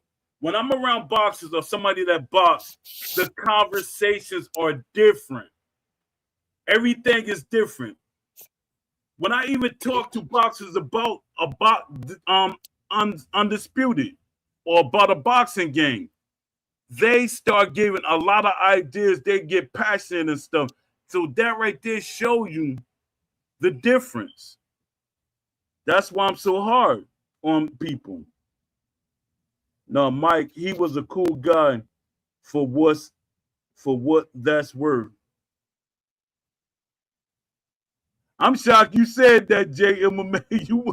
You wasn't a fan of Steve. And I'm guessing that's why you said for what it's worth. Johnny Nelson got hit by a shot from the guards. Even Porter was there. Oh, that I'm glad you brought up Sean Porter. Yeah, Sean Porter was saying he was trying to dig too deep. It seemed like they didn't like that Sean Porter was trying to make things move. Because Sean Porter was like, yeah, I'm going to find out what's going on. And he was saying all these different things. And Sean Porter used to like my posts and everything. CB showed me his Army footage. He boxed 100%. But he don't talk like a boxer, though. Like, even when he be talking to me, he be saying, Poe, but did you play the game? What the heck does that got to do with boxing? Did I play the game? I can see what boxing looked like. He should be able to see what boxing looked like. Like I tell the story. This how you could tell when a person knows what boxing is. When I used to be sparring, I told this story the other day, but some of y'all wasn't here. When me and Shannon Briggs was sparring, and I was sparring Ray Mercer in the same day, I sparred both of them in the same day. But when I was sparring Shannon Briggs, I told my brother over the phone, he wasn't there.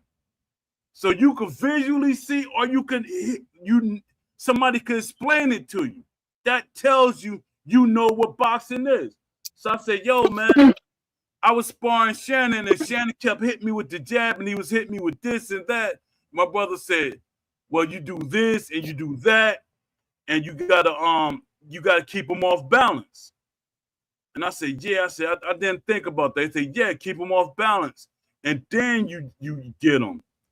And then I went back and I beat on Shannon. Not in the sense of what y'all think, but I did real good.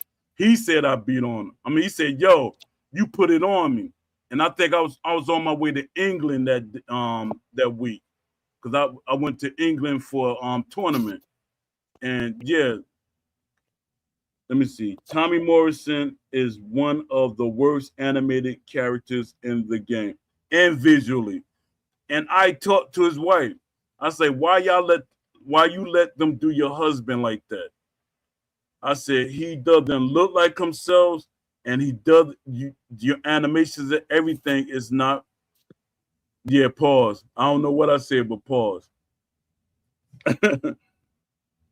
Ricky Hatton and Tommy Morrison character models look terrible in game. Yup.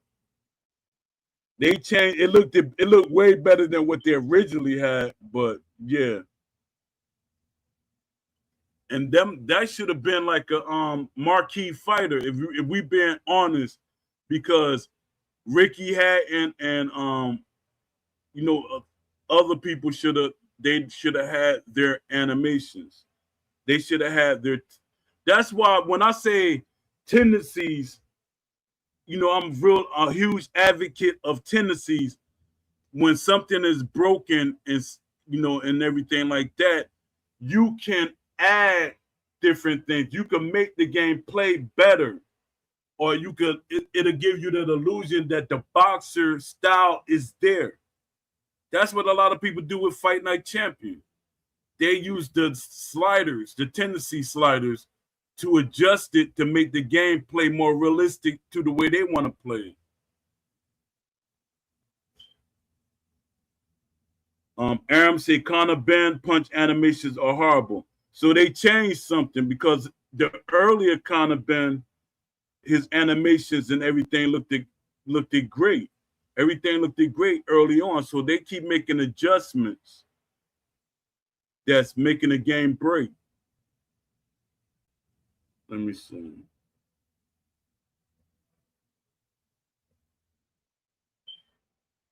Oh yeah, let me get back to with Sean Porter. It's like they silent Sean Porter because Sean Porter was literally saying, yeah, he was asked the questions, and he said somebody was this. Sean Porter said this. Sean Porter said this. He said somebody was there telling Ash to be quiet, and y'all know the person. He said somebody was there that was watching over Ash, like monitoring to make sure he don't say the wrong thing.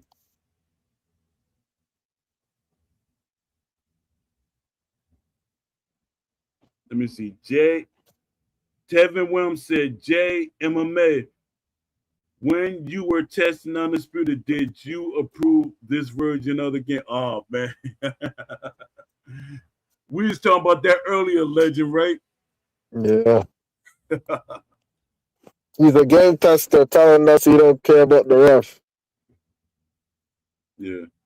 Yeah. Legend was saying that earlier. Is like, is it JMMA a game tester? I was like, I'll be trying to keep the peace, but my thing is everybody to say But yo, Paul, you can hear me, right? Yeah, you can hear me? Yeah, I can hear you good. Am I lying about what I'm saying though?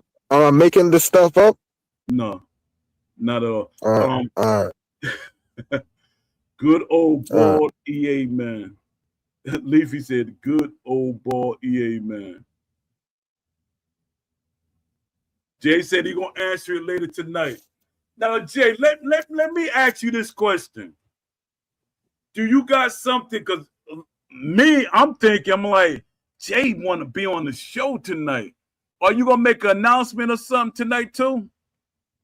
Or it's just gonna be cordial? You just want to come on the show, give respect. I mean, support each other.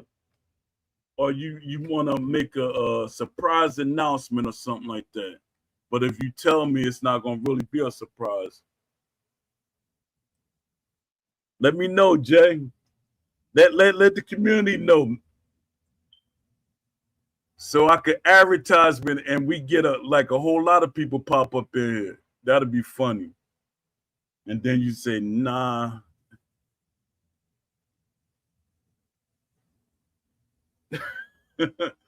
He said people have different options, dog. That's life.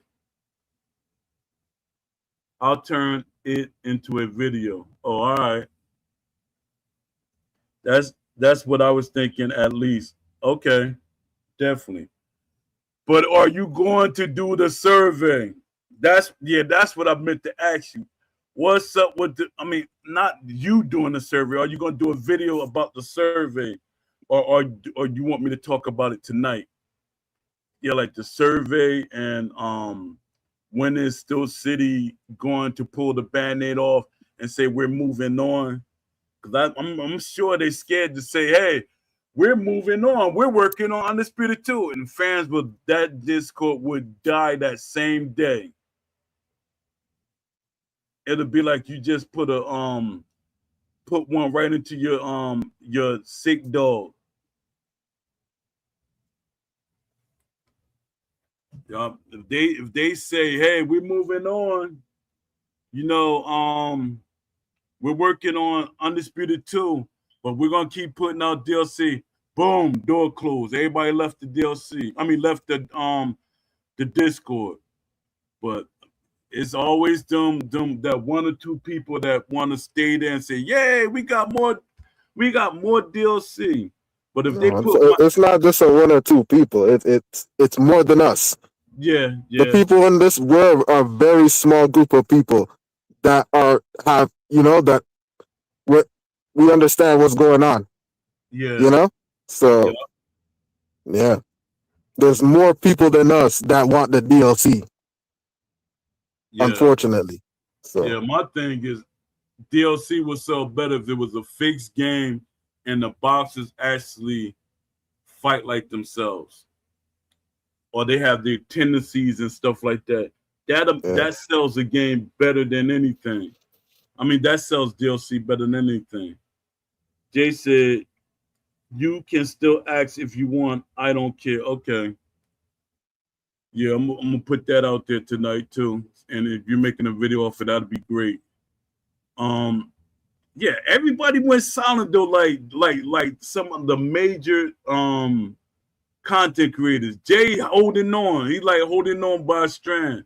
But like people like Boxing Fanatical, people like Coach. I know Coach got things going on in his life, but Coach, yeah, I gotta check in on Coach. What's his name? You got Coach. You there's got not much they can say, man. Honestly, what'd you say? I'm saying there's not much they can say. Like, what are the content creators gonna say? This game is just horrible. Yeah, that You know what I mean? You can't. You only could justify it for so long. yeah, 100%. And my thing Uh, is, it's like they rather not. Some of them rather not say nothing than something at all. But like, hey, all right, I'm gonna just not say nothing because if I say something, then I might burn a bridge if they do make something that's worthwhile. Which at this point, I don't have no hope for yeah, me either, man. it. AJ Pack said, "Give us the name of the new gameplay director." That's a good question, AJ Packs. That's a good question. Will is no longer the gameplay director, but that position has never been filled. So it makes me feel that it been merged into what Will Kinsler does now, which technically is not a real job. It seems like it's a job that they gave him. It's like the kid on a football team. Everybody playing the sport is getting a trophy. Tom is the manager of the studio. He's not the gameplay director, 100%. Nope, he's not. Who approved the power body uppercut animations? He Man, said who approved this game, man? It should have never even left testing. it shouldn't have. It shouldn't have. And once Ash got the publishing and develop, I mean, and the investors, they start making them push things out. Push it out, push it out, push it out. They'll still buy it. Ghostface Gorilla said JMMA being toxic. He's AJ said, I see. So that's the major announcement. No, I never said that Jay's MMA was making a major announcement. I said, hey, maybe he might make a major announcement on the show. I hope the new gameplay director pushes the game to full realism. They're not hiring a gameplay director because they absorb that into another position. It's like everything at that company, they making it like you could do everything. Like they don't have an AI guy there. So the developers must have said, yeah, I could do AI and what I do. But you're not a professional at being an AI guy. So you shouldn't have that position. We don't want somebody that could like do a little bit of things. Save that T-Move stuff. We don't want that. Let me see. AJ Pack said, I'm looking forward to this announcement tonight that JMMA is the new gameplay director. Y'all shout out. Yeah. So what do y'all expect from a game going forward? I'm gonna ask you too. What do you expect from a game going forward? Any game. I'm not talking about Steel City, just in general. Like if boxing, picking a game. Boxing specifically.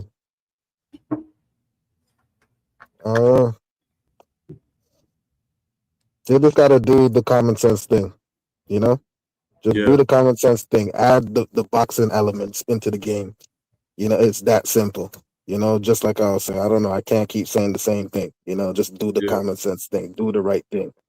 Make the game proper, and the money will come. Yeah, 100%. Exactly. The money will come 1,000%. Somebody just got to do it. Yeah. A Smooth said, how did Will work on Fight Night and is not the authentic and is now the authenticity director? He let a lot of the BS pass through on Undisputed, and he's a veteran. Shaking my head. That's the problem. Will didn't work on Undisputed. I mean, on Fight Night Champion. Will was not a developer. Will was a community manager.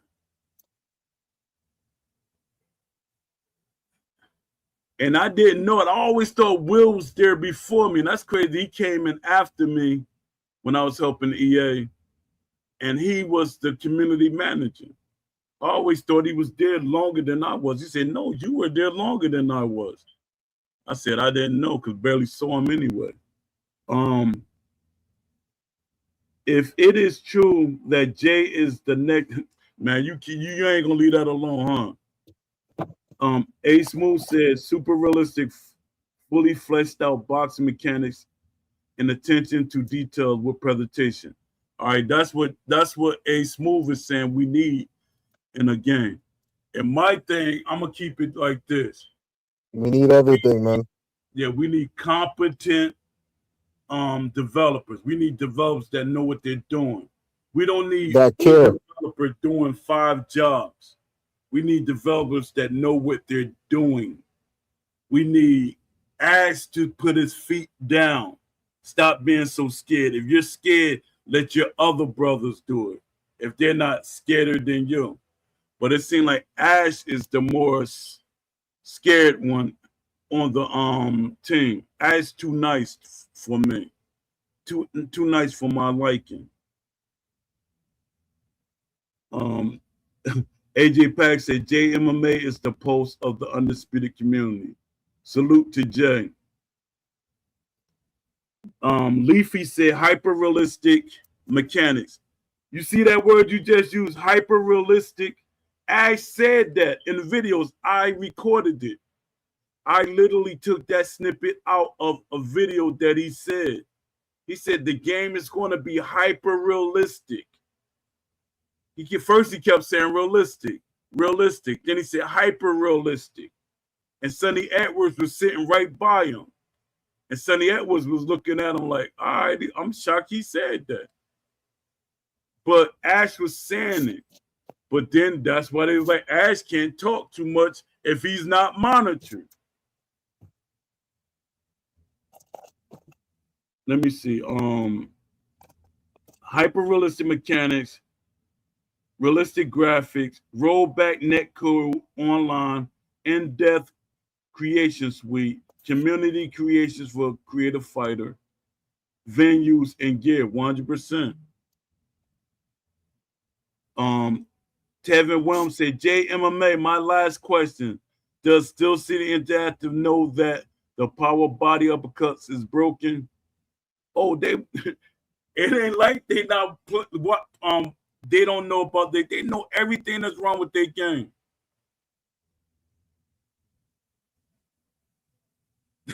Yeah. Why didn't they put the game from the beginning on Unreal? They had the investors, they had the money. Why didn't they do it? They did, because it seemed like somebody was in their ear, and I know exactly who it was. Somebody was in their ear and saying it's cheaper for you to be on Unity. But they would have made more money to replace that being expensive for Unreal. Mm-hmm. Unreal should have been, because what we saw in the beginning on that video they gave, everybody thought that was Unreal. Yeah. And to this day, it's like you can't tell me that wasn't Unreal Engine, but they saying it's not. So I just have to take their word for it because I can't prove it. Let me see. Ace Moose said that ESBC trailer gameplay walkthrough looked hyper realistic till other hands got into it. It did. It looked realistic. That was actual gameplay. Will said it. A lot of people saying that it was a CGI, but it wasn't. That was actual gameplay. Will said it was. So if you know the person that a lot of people is attacking said it was realistic gameplay. I said it was when he was talking about in the video, he said it was realistic. I mean, he said it was actual gameplay. So, that existed. They were able to make the game realistic, but they didn't. Somebody told them to pull back on what they're trying to do. Yeah. Let me see. Let that number get up, and then I'm out. Yo, whoever is 66 people in here, hit that like button and share. I mean, what's called them? Subscribe. So I get that 400 mark. I was telling Beast earlier, I said, oh, Beast, I said, you was doing some strong numbers. I crept up slow. And I said, I'm up there with you. Because he was saying, he said, Poe, you should have been had those numbers. But I wasn't making videos at that time because I'm not a talker like that. But I said, I got to talk. I got to make videos. People been telling me for the longest. Developers, everybody, they were saying, you got to start making videos. Say, you got a voice. You be typing and you be making all these posts and stuff. No, speak what you're typing. Let people know that you're concerned and you're passionate. A lot of more fans will follow what you're saying. Ghostface Gorilla said, I'm not going to lie. If Ash is that easy to manipulate, who's really the bad guy? Yeah. Let me see. Yeah, all of them, man. Yeah. Nobody's getting the pass. Yeah, that's true. But Ghostface, you said who's really the bad guy? The bad guy's the one that's manipulating the person. The bad guy, yeah, all of them at fault, but the person that's manipulating you, he technically is the bad guy.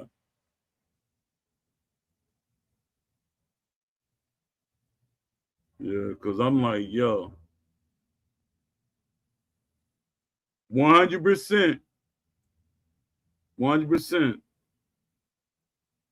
That money, like, I'm like, yo, it's no way I can do that. I'm like, because for one, I know what could have happened if I put myself in Ash um situation because I had a business because I was making, like I tell you, I used to make cheesecakes. So I had a business, so I had a business partner that I pulled in. Really didn't need him, but he was a singer. And he had a fan base. So I said, yeah. So I hooked up with him, but then this Joker, he's like, yeah, could you give me a couple of samples so I can help you get more customers? So I said, all right. But I was paying for all this out of my pocket. I was the ingredients and everything. The cheesecakes that I was making, they were gourmet cheesecakes. So they were very expensive. So I started saying, hold up, this coming out my pocket and I'm not really getting a huge return. Especially you want samples so you can give people. When you start giving samples away to people, that's you really taking a hit from your pocket. And I'm like, you are a singer and stuff. So I knew his mother too, because his mother is my wife godmother. So she was telling him to stop giving money to me because he started because I started saying, hey man, I'm putting too much of my money. So, stop giving me stuff and doing stuff for me. I said, hold up. This is it's really my business, but I pulled you in. I said, you should be invested, but I know how people can get into your business and make it bad. And then he introduced me to this girl that he was messing with. I know he don't watch this video, so I won't put his business out because he was married too. But this girl he was messing with, she was working in a huge, it was an office building. We used to talk amongst ourselves, and she was like, hey, I got orders for you. I got 10 cheesecakes. Can you make 10 cheesecakes? I said, 100% I can make them. So I made 10 cheesecakes. She used to come and get them from me. And I was getting more return that way. And she was like, don't trust people because you feel like you're obligated to them because you know the family. And she was telling me how grimy it was. So I parted ways with him. I was like, nah, man. But as he's finding out that Will is grimy and he still got him. So that's why a lot of people think that maybe Ash is signed, like somebody like Will's made Ash sign the contract because a lot of people do that. They make you sign a contract or they got a percentage in the investments because there is a person in the of the investors that don't want to be known. Because I was looking at all the people, I did deeper research. It's a couple of people that don't want to be known who they are, and you might be that person. Let me see. Um, A Smooth said, any of y'all devs shadow watching the stream, please take notes and make the game the way it's supposed to be, or hands will get put on you. That's what I say, Ray.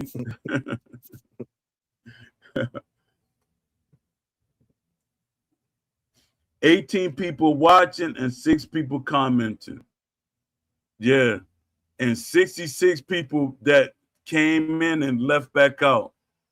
If you come in the show on your way out, just hit the like button. Ghostface Gorilla say, this is crazy. A Smooth said, if Undisputed 2 fails, it's going to do a lot of damage, not just for us as gamers, but for anyone to want to work with someone to make another game.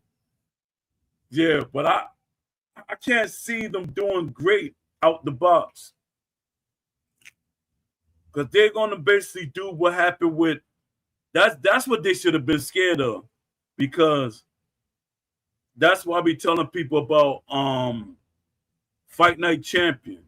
I know why Fight Night Champion didn't sell well, and people keep saying it was because of the MMA. No, MMA came out 2 or 3 years after Fight Night Champion stopped making Fight Night Champion.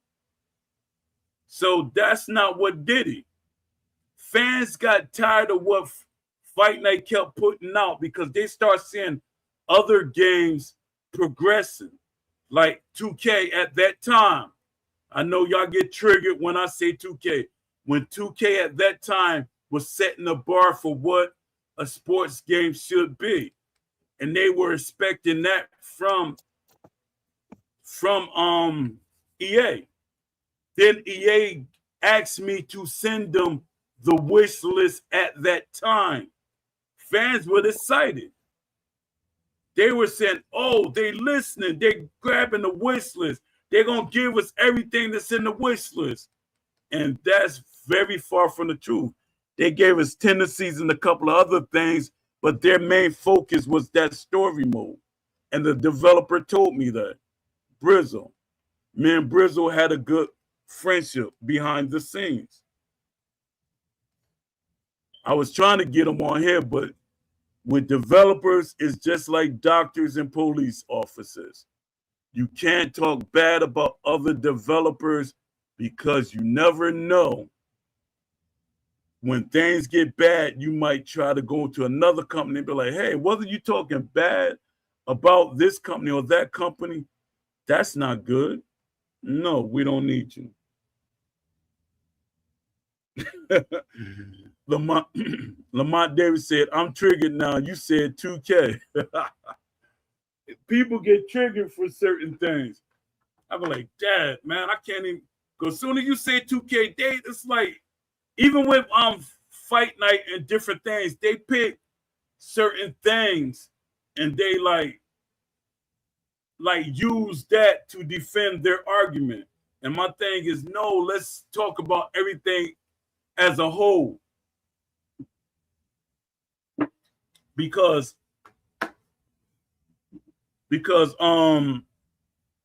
2K did a lot of great things with their game. They showed that you can actually get the characters, the athlete, get their movements together. They set up a system. They call it something else, but it's called procedural AI. How does Poe know these things? He's not a developer, am I? But listen, I did exactly what most developers do. Read a book, study, and look at these things. Because my thing is, when I argue about something, I want to have the proof to go back on. Let me see. Yeah, that's the name of it. Pro Play. Pro Play, it grabs like images and stuff like that, and you could grab that and put it into the game. That's what Steel City is not doing. And it seems like they don't intend to do that. That's why I say maybe we get a survey or some questions and we could put that out there. Yeah, I don't think they'll do it. No, they're not. They're not. It's like they're not even trying to touch technology or stuff like that. They're not even trying to put specialists in the group. Let me see. H. Smooth said Pro Play is a heck of a drug. Laughing out loud. SCI should use it. Exactly. 100%. 100%. I've been saying that.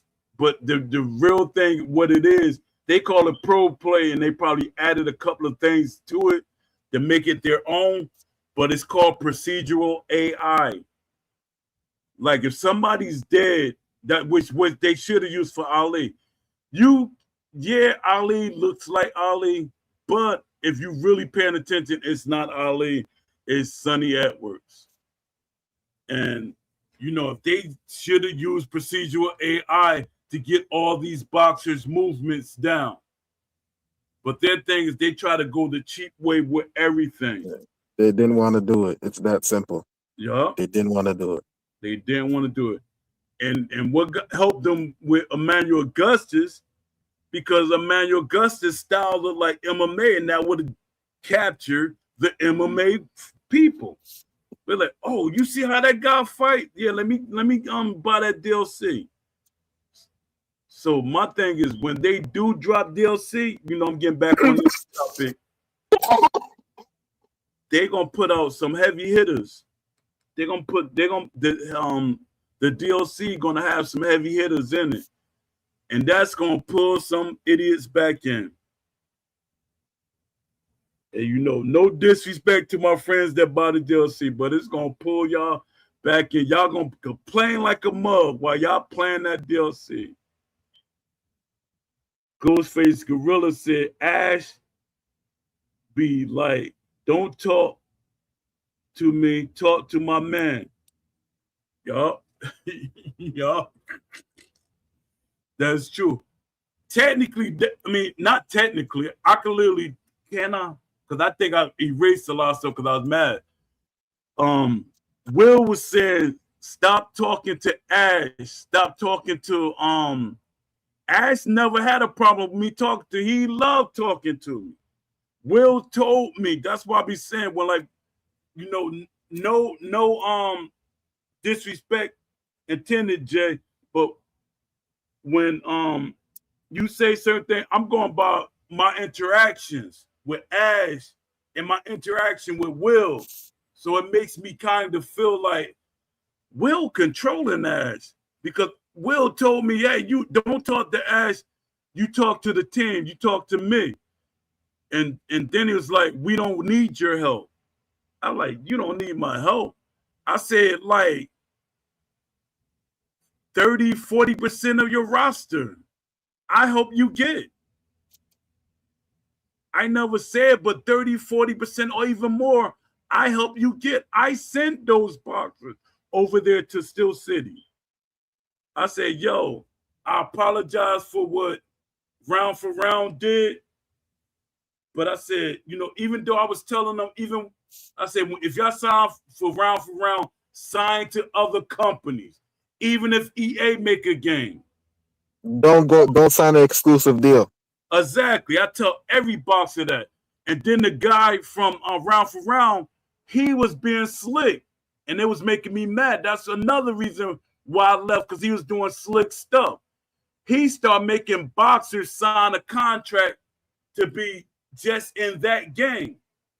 You don't even have a game that you got them signed to. They literally did not have a game. I was defending them. That's crazy. And the guy in the people, because I was getting the sponsors, they say, well, give us the game model and we will support you. And I told them, and he said, we don't have a game model yet. We're trying to hire people to create the game model. Hold up. That's weird. You should have. You should have talked about that in the beginning. He didn't tell me he didn't really have a game model.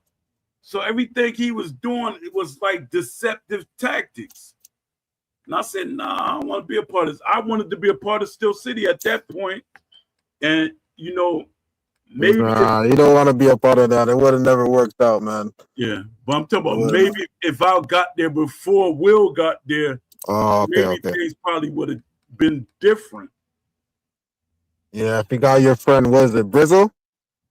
Yeah, Brian Hayes. If he would have been there, Brian Hayes, he was, like I keep saying, Brian Hayes was a rebel. He was like, he always go against it because he had to tell me all the stuff he told me.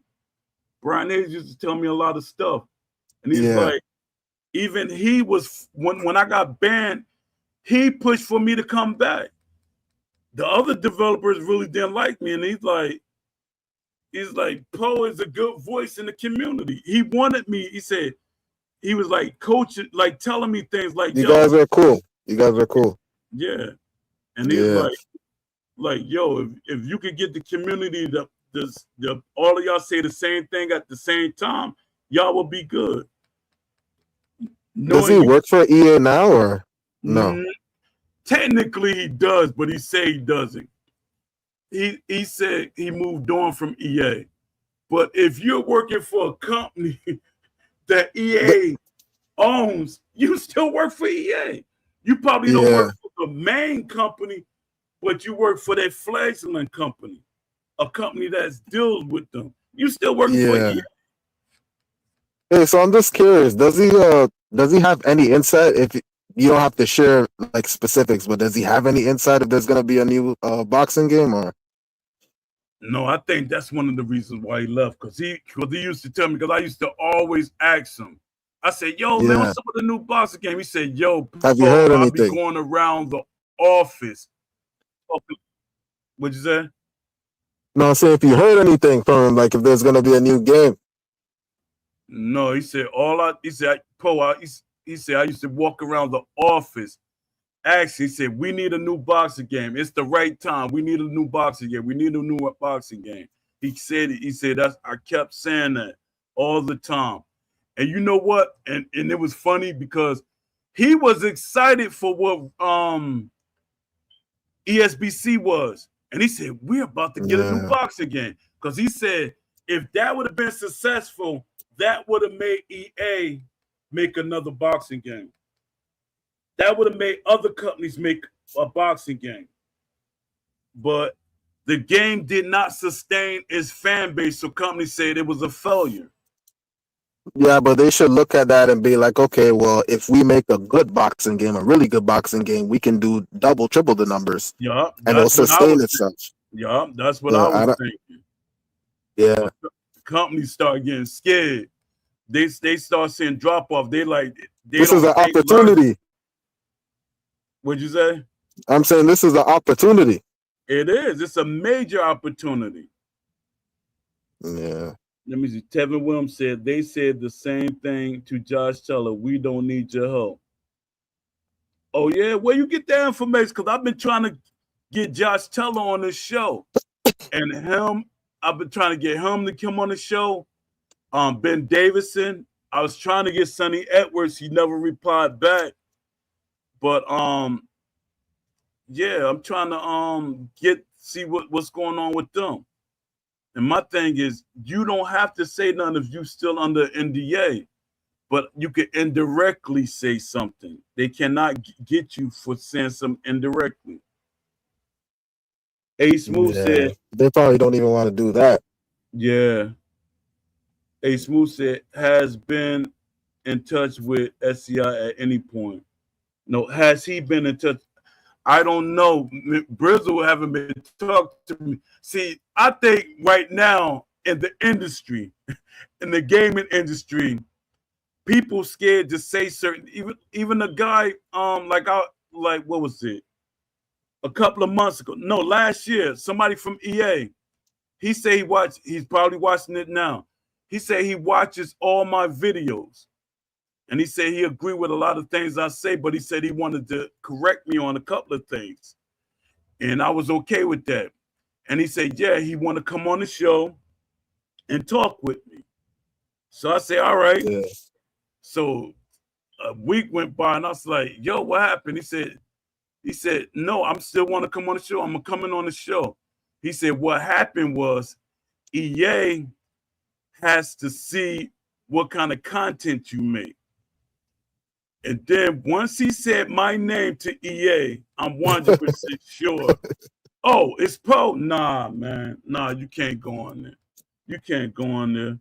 That's why Brizzle don't want to come on the show, because he know that I will make them get so comfortable and say certain things that they'll start telling everything. Make it seem like we just sitting down talking and jump. Like we just friends sitting down. You know, I don't drink beer, but drinking and stuff, just talking and stuff. Then you say something you ain't supposed to say. Let me see. Yeah, I wish Brizzle would have came on the show. That would have been crazy. But somebody said when they hired Will Kinsler, they thought that they was getting Brizzle. And I literally made that distinction with Ash. I said, I couldn't get Brian Hayes, but maybe Will Kinsler can help you get your company off the ground, get started. That's my thing. I was trying to help him get somebody in there to get his company started. But me not knowing, that was a bad move. Because I should have thought about, hey, he had that game changer program. He might implement that into the company. Let me see.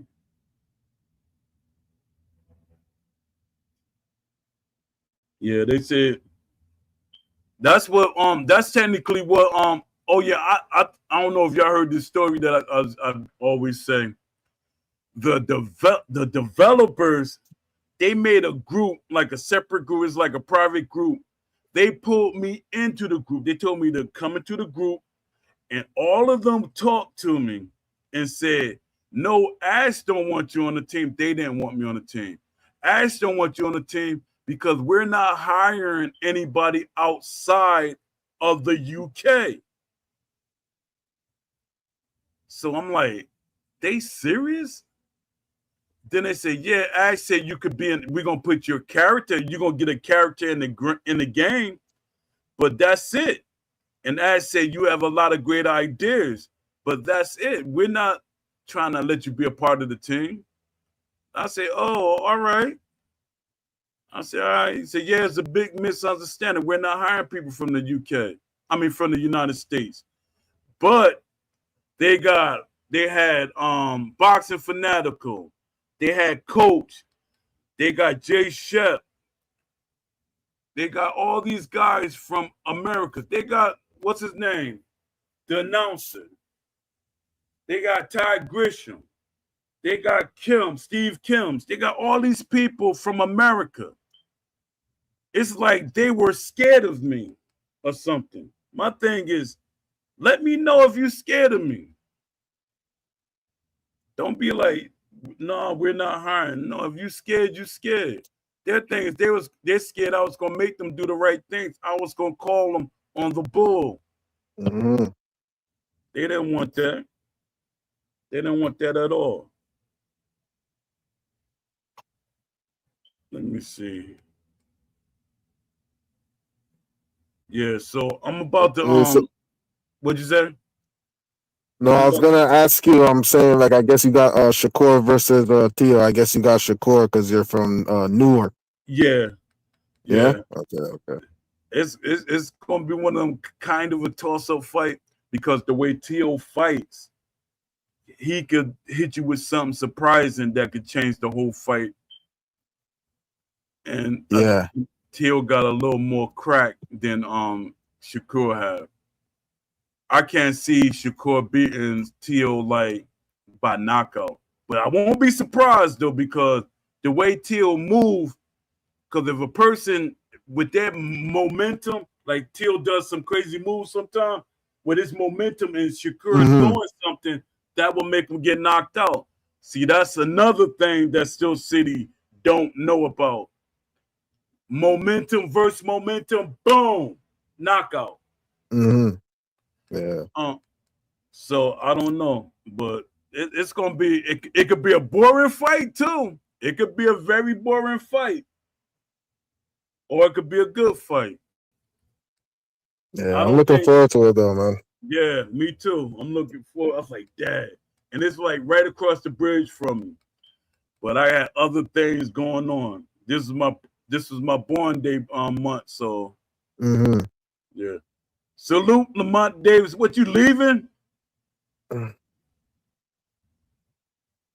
trying to hit that 3-hour mark, and then I'm gonna bounce off the show. I got like 9 more minutes, so I'm trying to waste a little more time, get the 3 hour mark.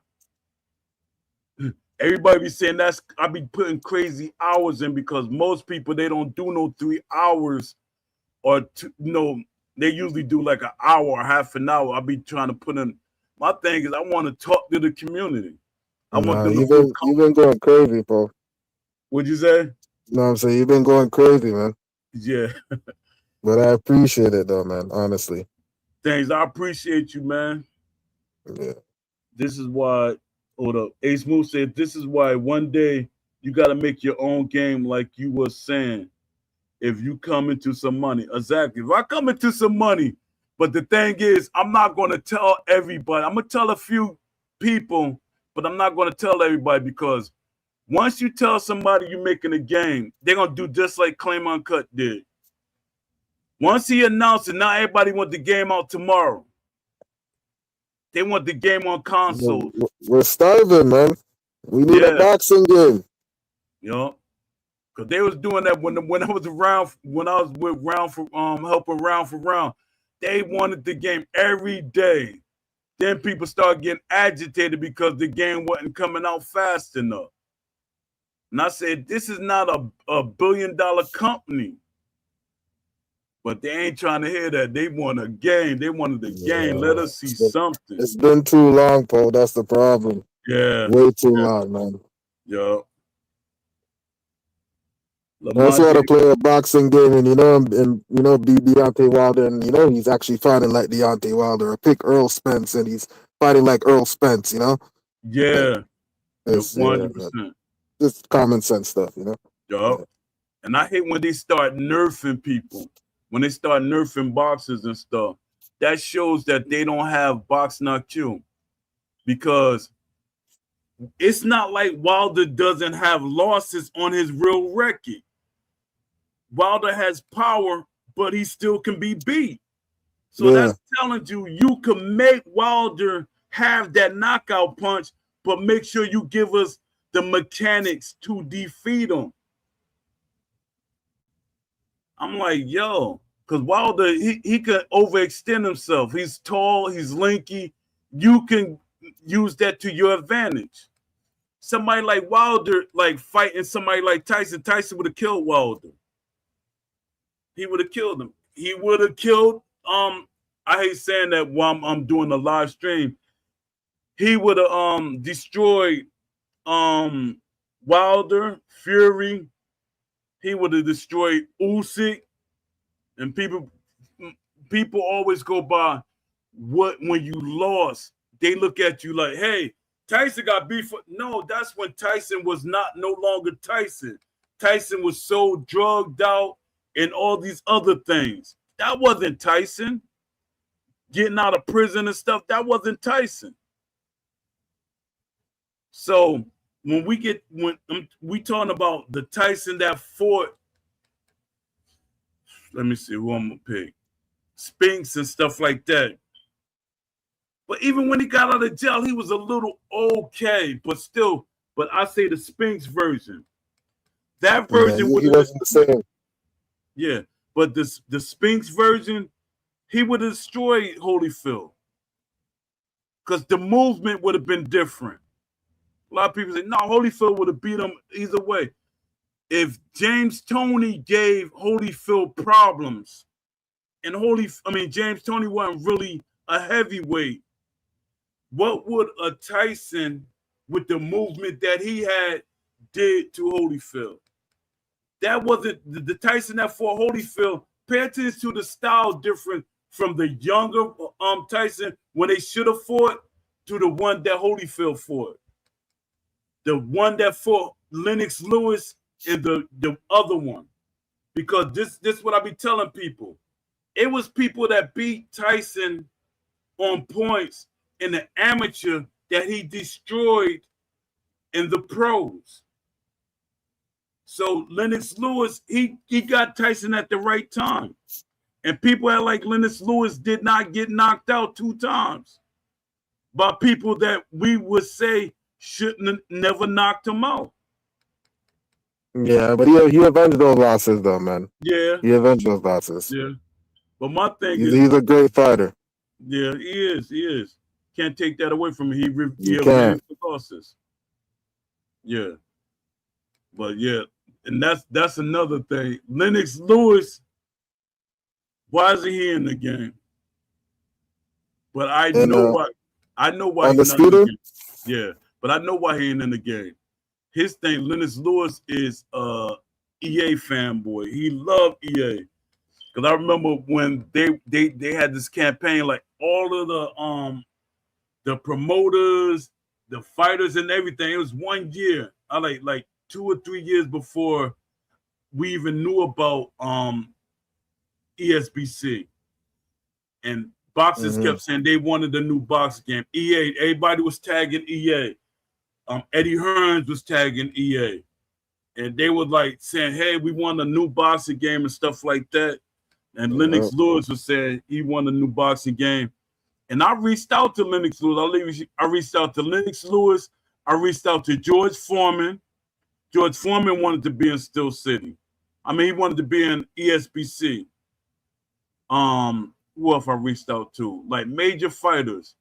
I wanted Razor Ruddock in there. All these guys, they wanted to be in the game. And undisputed. Yeah, in the beginning. See, so that's the thing about that too. Why do they want to be in the game? The game is horrible. Why do they want to be in it? No, they wanted the version that the earlier versions. They didn't care about the later versions.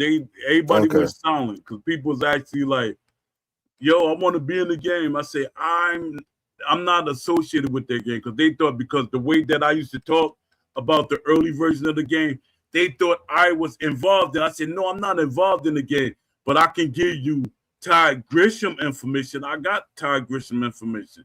I had Ash Habib email and his information. So I used to send it to Ash Habib or I used to send it to Ty Grisham. And no, I was never going to give it to Will Kinsler. Always give it to the those two people. Ghost Gorilla said, yeah, he never get the credit. He should have been in the boxing game by now. Let me see. Random Thoughts said only Tyson that had a shot to beat Holyfield was Kevin Rooney. Yeah, that's basically what I'm saying. Yeah, that's basically what I'm saying. And you know what I could say? I beat one of Kevin Rooney fighters. I beat somebody that Kevin Rooney trained. So I was like, yeah, I ain't beat Tyson. Knocked him out? Yup. I stopped him. I stopped him. You stopped him? Yeah, I beat the brakes off him. It was in the regionals. It was in the regionals. So I was like, hey, I beat somebody that Kevin Rooney. Actually, I got a picture of the guy too. Kevin. Yeah, I'm gonna post that one day. I got a picture. No, I don't want to I don't want to make the guy look bad. So, if you were to compare your style, who would it be to? Like, how did you fight? Like a little bit of Holyfield and a little bit of Mike Tyson, because I kind of admire both of them. And okay, I see. And I did the Philly shells sometimes too, before it became popular. Because because my uncle, he loved the Philly boxers. Even though we're from Jersey, he loved Philly boxers, and he was friends with Joe Frazier and what's his name, George Benton. He was the trainer of Holyfield and all of them guys. Yeah, so that was my style basically. Yeah, you picked it up from that. Yeah, go on. I got 10 extra people popped up in here. Whoever else popped in here, please hit the like button and subscribe. Help me get that 400 people. Win the 12-hour show. Yeah, Leafy, you being sarcastic. Yeah, ha ha ha ha, Leafy. Yo, I did go my 300 on point, but I was like, Dad, Random Thoughts came in here. I want to give him some airtime. You know, no version of Tyson beats Ali.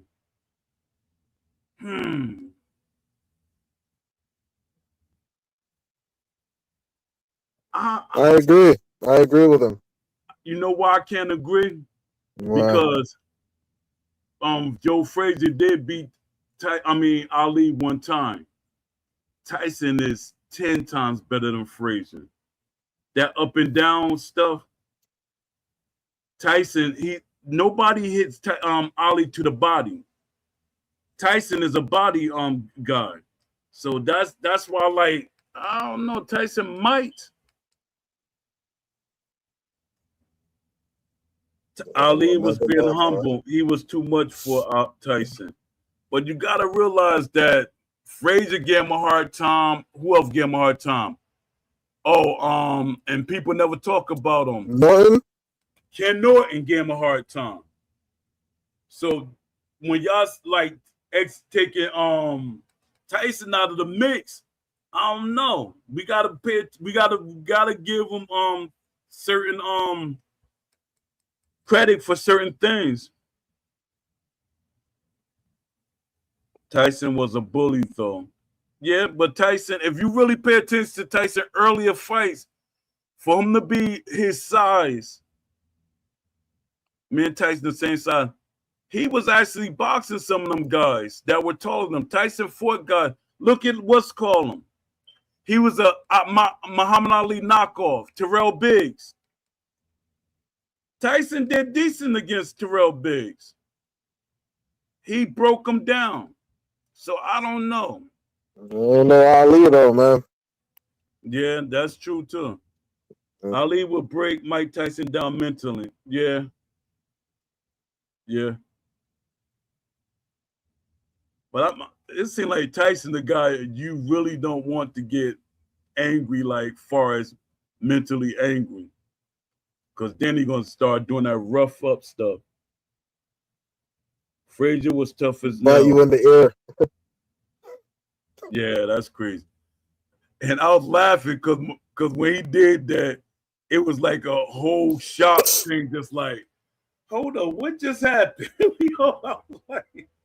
You should have seen it was me. It was like me, my uncles, my trainer, my uncle, my brother, and we all was looking at it, and we like was in shock. We was like still staring at the TV.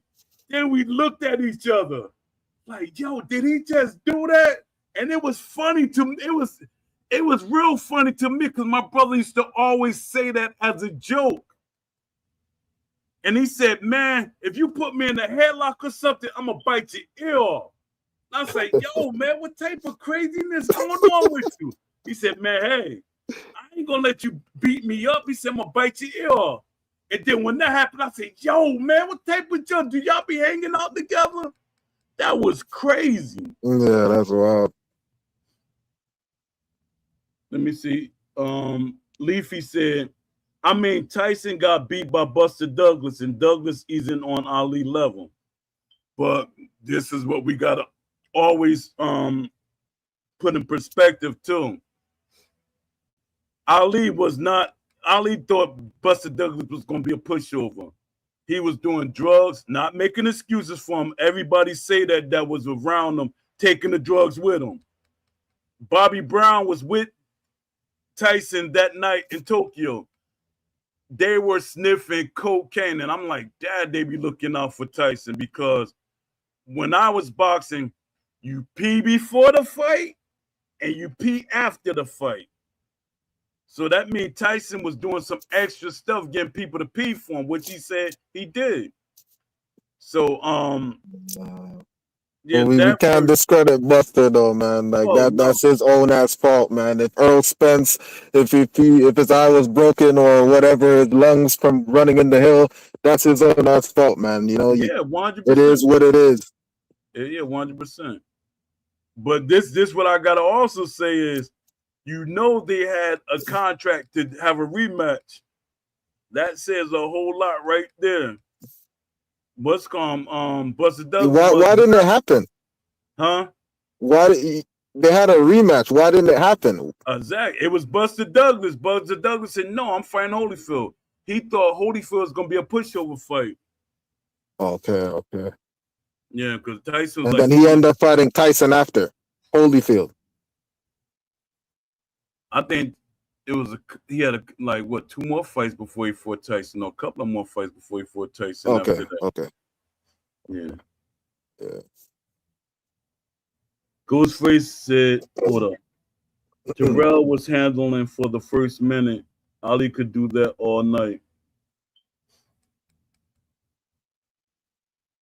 But my thing is, y'all acting like Ali dominated everybody. Like certain styles Ali didn't do well with. So that's the thing I'm saying. I don't know. And Tyson, his style is different from people in that era. So I don't know. Tyson has the fastest hands that a lot of people say in boxing. Like far as a heavyweight, Tyson was fast. So I don't know. I think it would have been a great fight because what's called Tyson when Tyson beat the brakes off of Joe Frazier's son. That was the funniest thing in the world. And Joe Frazier's like, yeah, I get in there. I should get in there and fight him because he knocked my son out. He did Joe Frazier's son dirty. In that corner, he just kept hitting him. And I met his son a couple of times. It's like he ain't had to do me that bad. He said when he dropped me and I was already knocked out, he was still hitting me.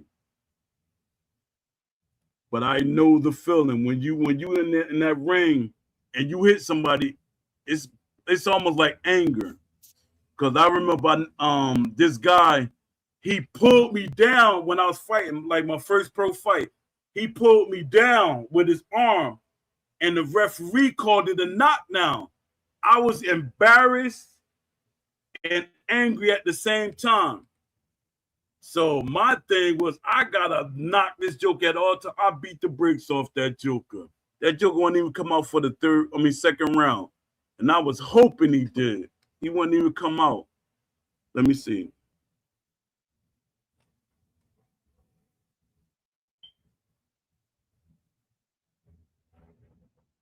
That version of Buster Douglas would have been a problem for any version of Mike Tyson.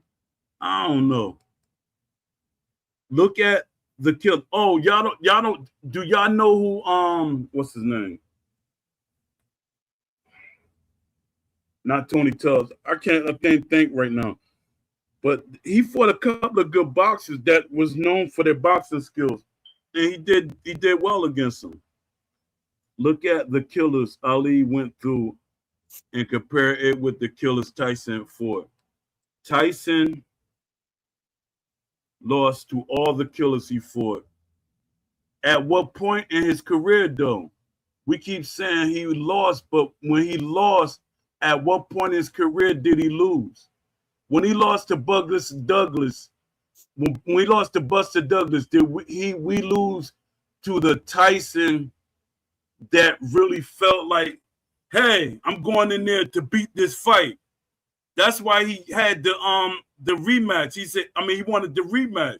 He said, Dad, I went in there and hurt my reputation. Let's have the rematch. Buster Douglas was like, heck to the no, I'm not fighting you again.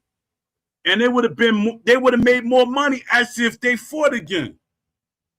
My thing, if I beat somebody, I'm going to fight you again to make sure I prove that I beat you. You know, one thing people always forget about, I just remembered about it. Tyson actually knocked out Douglas. He actually knocked him out, but it was a late count. But yeah, it was a late call. But yeah. my thing, well, you forget about it, you know. Yeah, but my thing is, it would have been okay for him to win that fight like that, because my thing is, why not? He'd have been a worse person than what he is now. I think he needed to go through that, actually, that loss, because Tyson was on a destructive thing. Now, if he would have been like beat that fight, imagine how he would have been. He probably wouldn't be here right now. So I guess that was a roadblock in his life that he needed. Something like that to happen. That's an interesting perspective, man.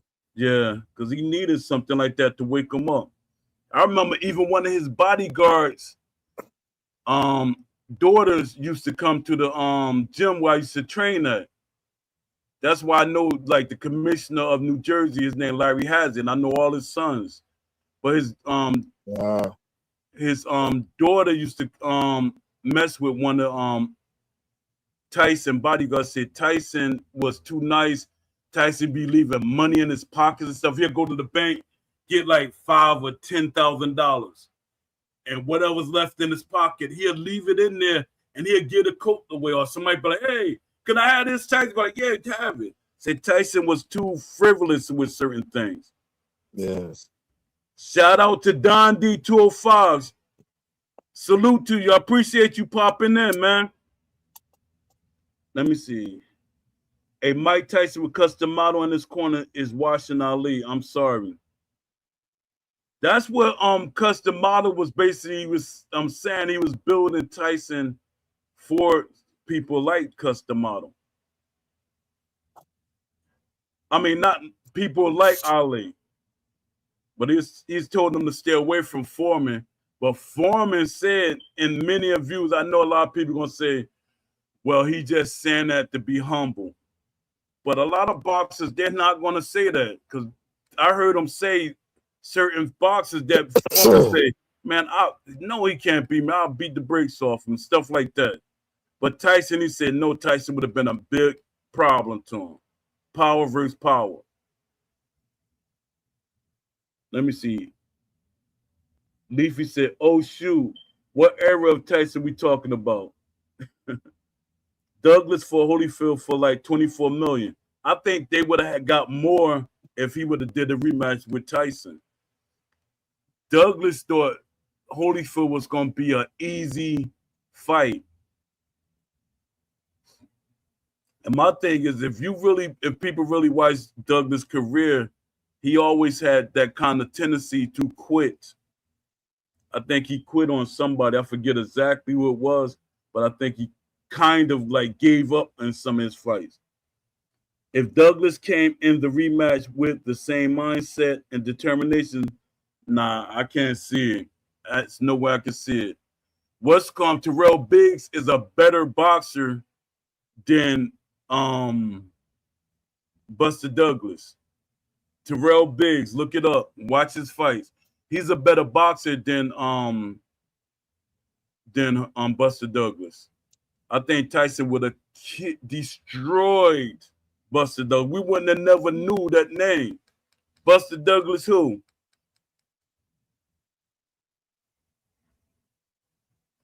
Just like Holyfield, Mike is probably my favorite fighter ever.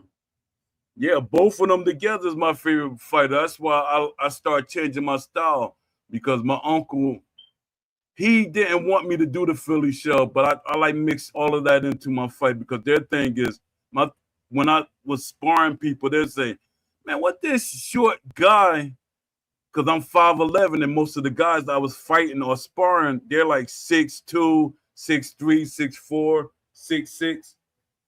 They're taller than me. So they're like, silly, the Philly shell will not work. You're too short. So, I used to do that sometimes just to distract them. Terrell ain't have the heart and determination that Buster had. Nah, Terrell had, when he started feeling them punches, he was boxing, he was doing good. He was doing good. So once them punches start cracking him, that's when everything went down the hill. And look at, and like I said, look at some old Buster Douglas fights. That's why I say the stuff that I'm saying. Look at some old Buster Douglas fights. That was a one in one fight that he just did what he supposed to have did. I love the Klitschko brothers because of their technique and ability. This is what Don D saying. I love the Klitschko brothers because of their technique and ability to punch from range and have leverage too. Yeah. But the younger brother, Vlad, I've always, for some strange reason, mix up their first names. I just call him the Klitschko brother.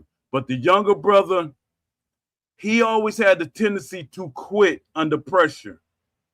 So I don't think they would have last in the 90s era of boxing. The younger brother. The older brother, he can box and he can punch. Because the other brother the younger brother seemed like something was wrong with his gas tank for some reason. Because when he was fighting Layman Brewster, I remember Layman Brewster's from the amateurs. When he fought Layman Brewster, he kept gassing out, and Layman Brewster beat him just off of him gassing out more than anything. Random Thoughts said, remember though, that was after he fired Rooney. He was trashed at that point. What would he do differently in a rematch with Buster? he was still doing a lot of good.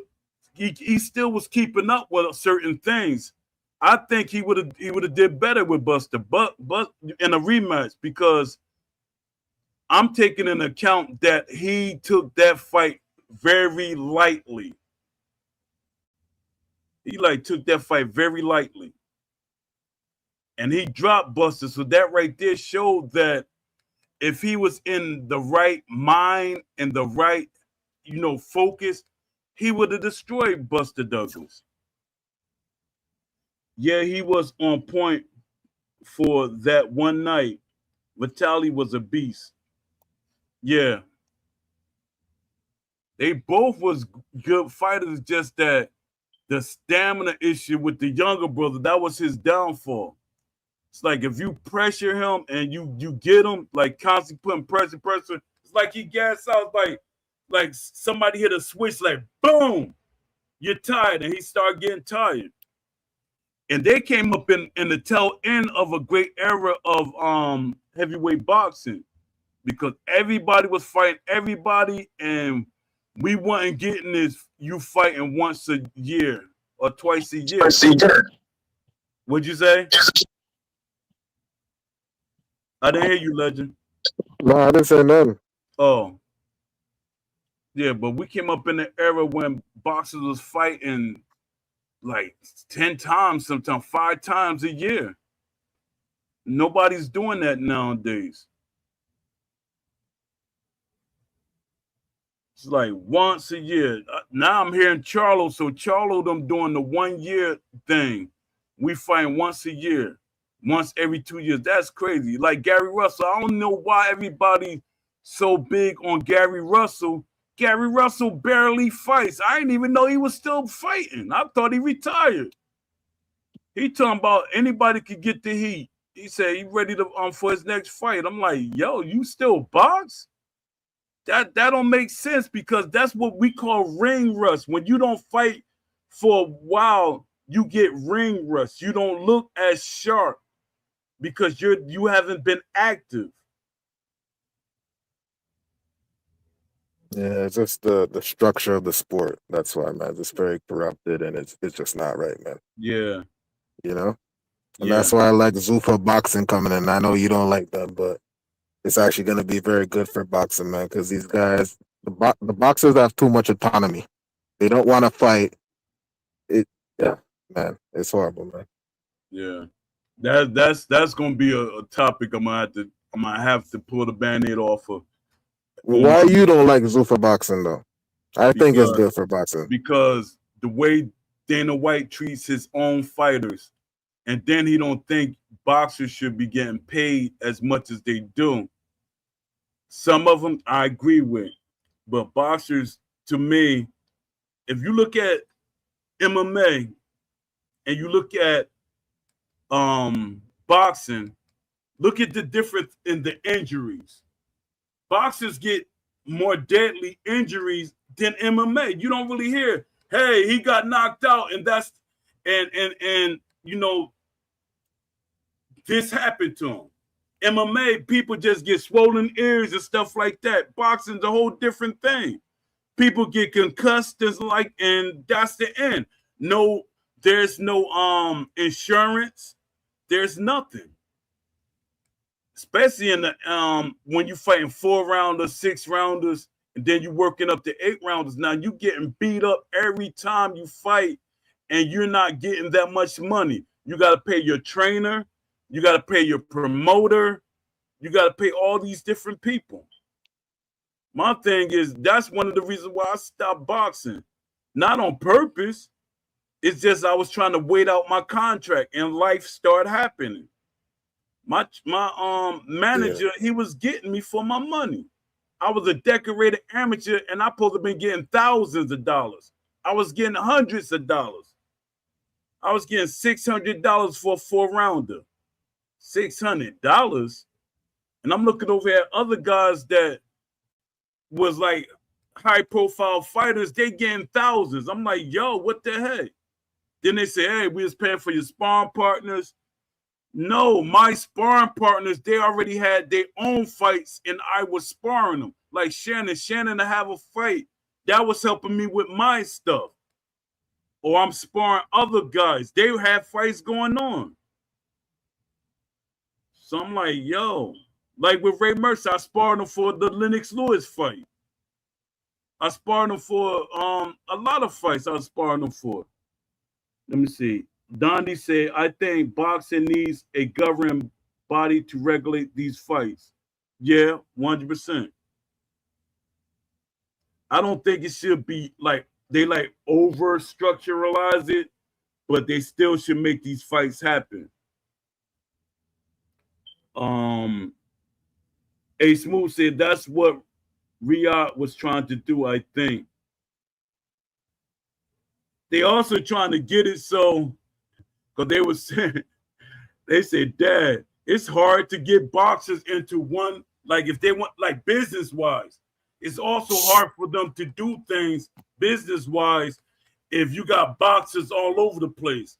Now, if you're signed to one single entity, it's easier to do business, like especially if you're making boxing games and stuff like that. Let me see. Yeah, the sport is too fragmented. Yeah.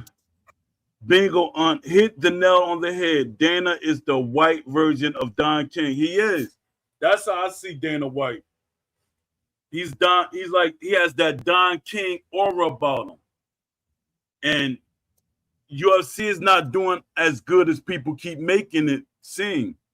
Because when I look at the numbers, boxing is still making more money than UFC.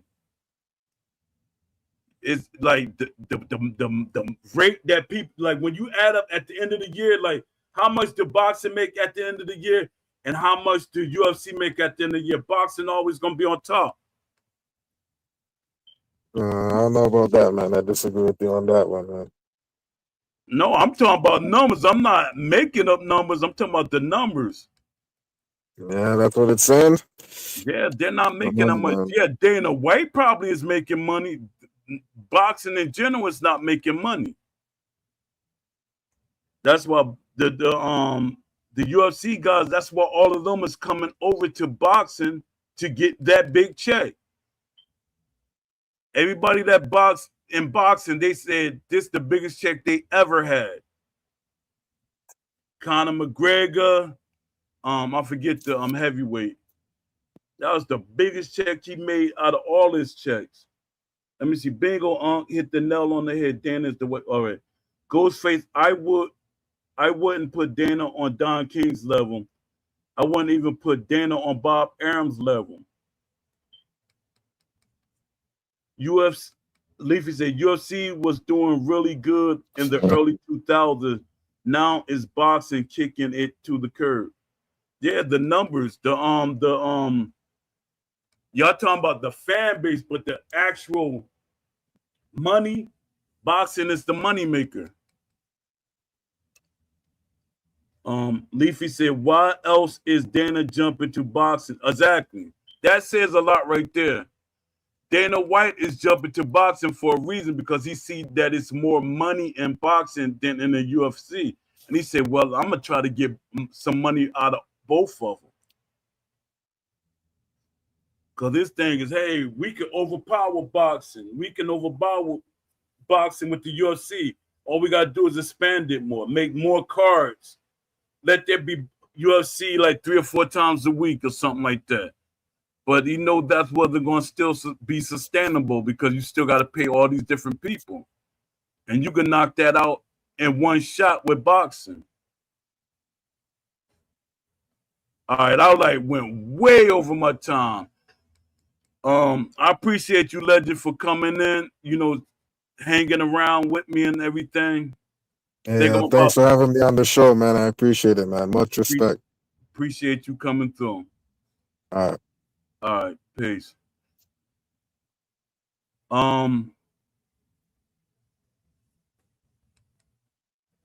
Yeah, AJ. Let me see what you're saying. In the simplest term, UFC is like circus. Dana is promoting a circus, while Don King and Arum are promoting individual talent.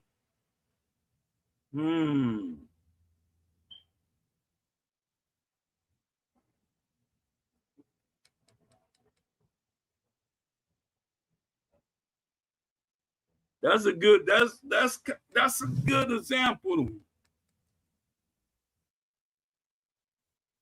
In the simplest term, you'll see is the circus. Dana is promoting a circus, while Don King and Aram are promoting individual talents. Yeah. Well, y'all, I'm about to sign off because I got a show later on. Hopefully, y'all show up. It's gonna be late. I know a lot of y'all got to work tomorrow, but y'all can check it out, later on tomorrow or anytime this week. Hit that like button on your way out. Or if you watch this video, I appreciate y'all for watching the video. Post in the chat so we can get the algorithm up. AJ Pack said UFC is similar to WWE and how they promote. It is 100%.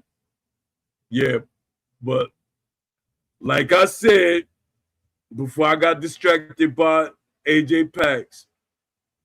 Peace. A Smooth.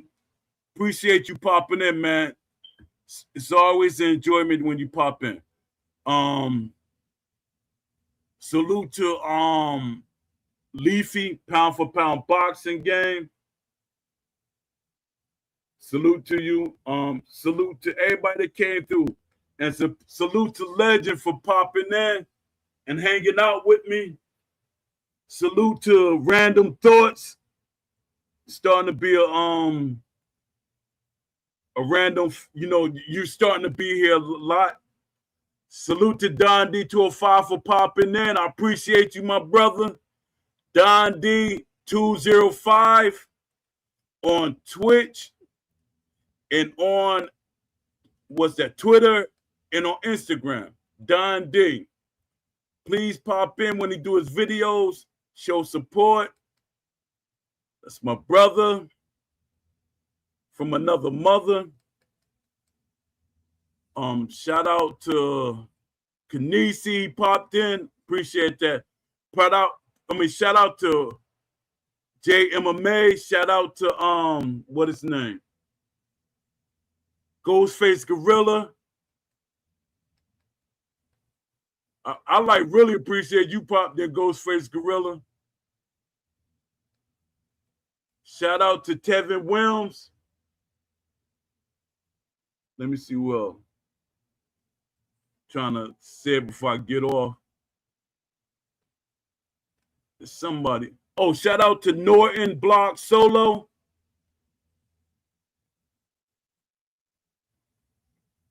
Shout out to Aram. Thought I said you.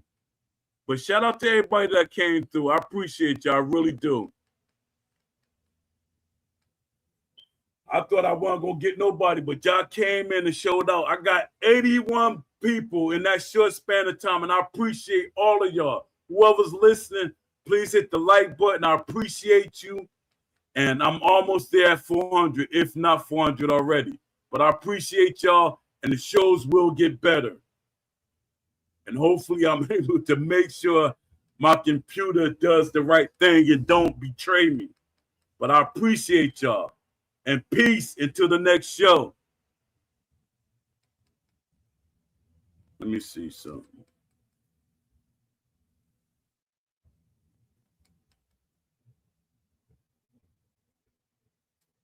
Appreciate you.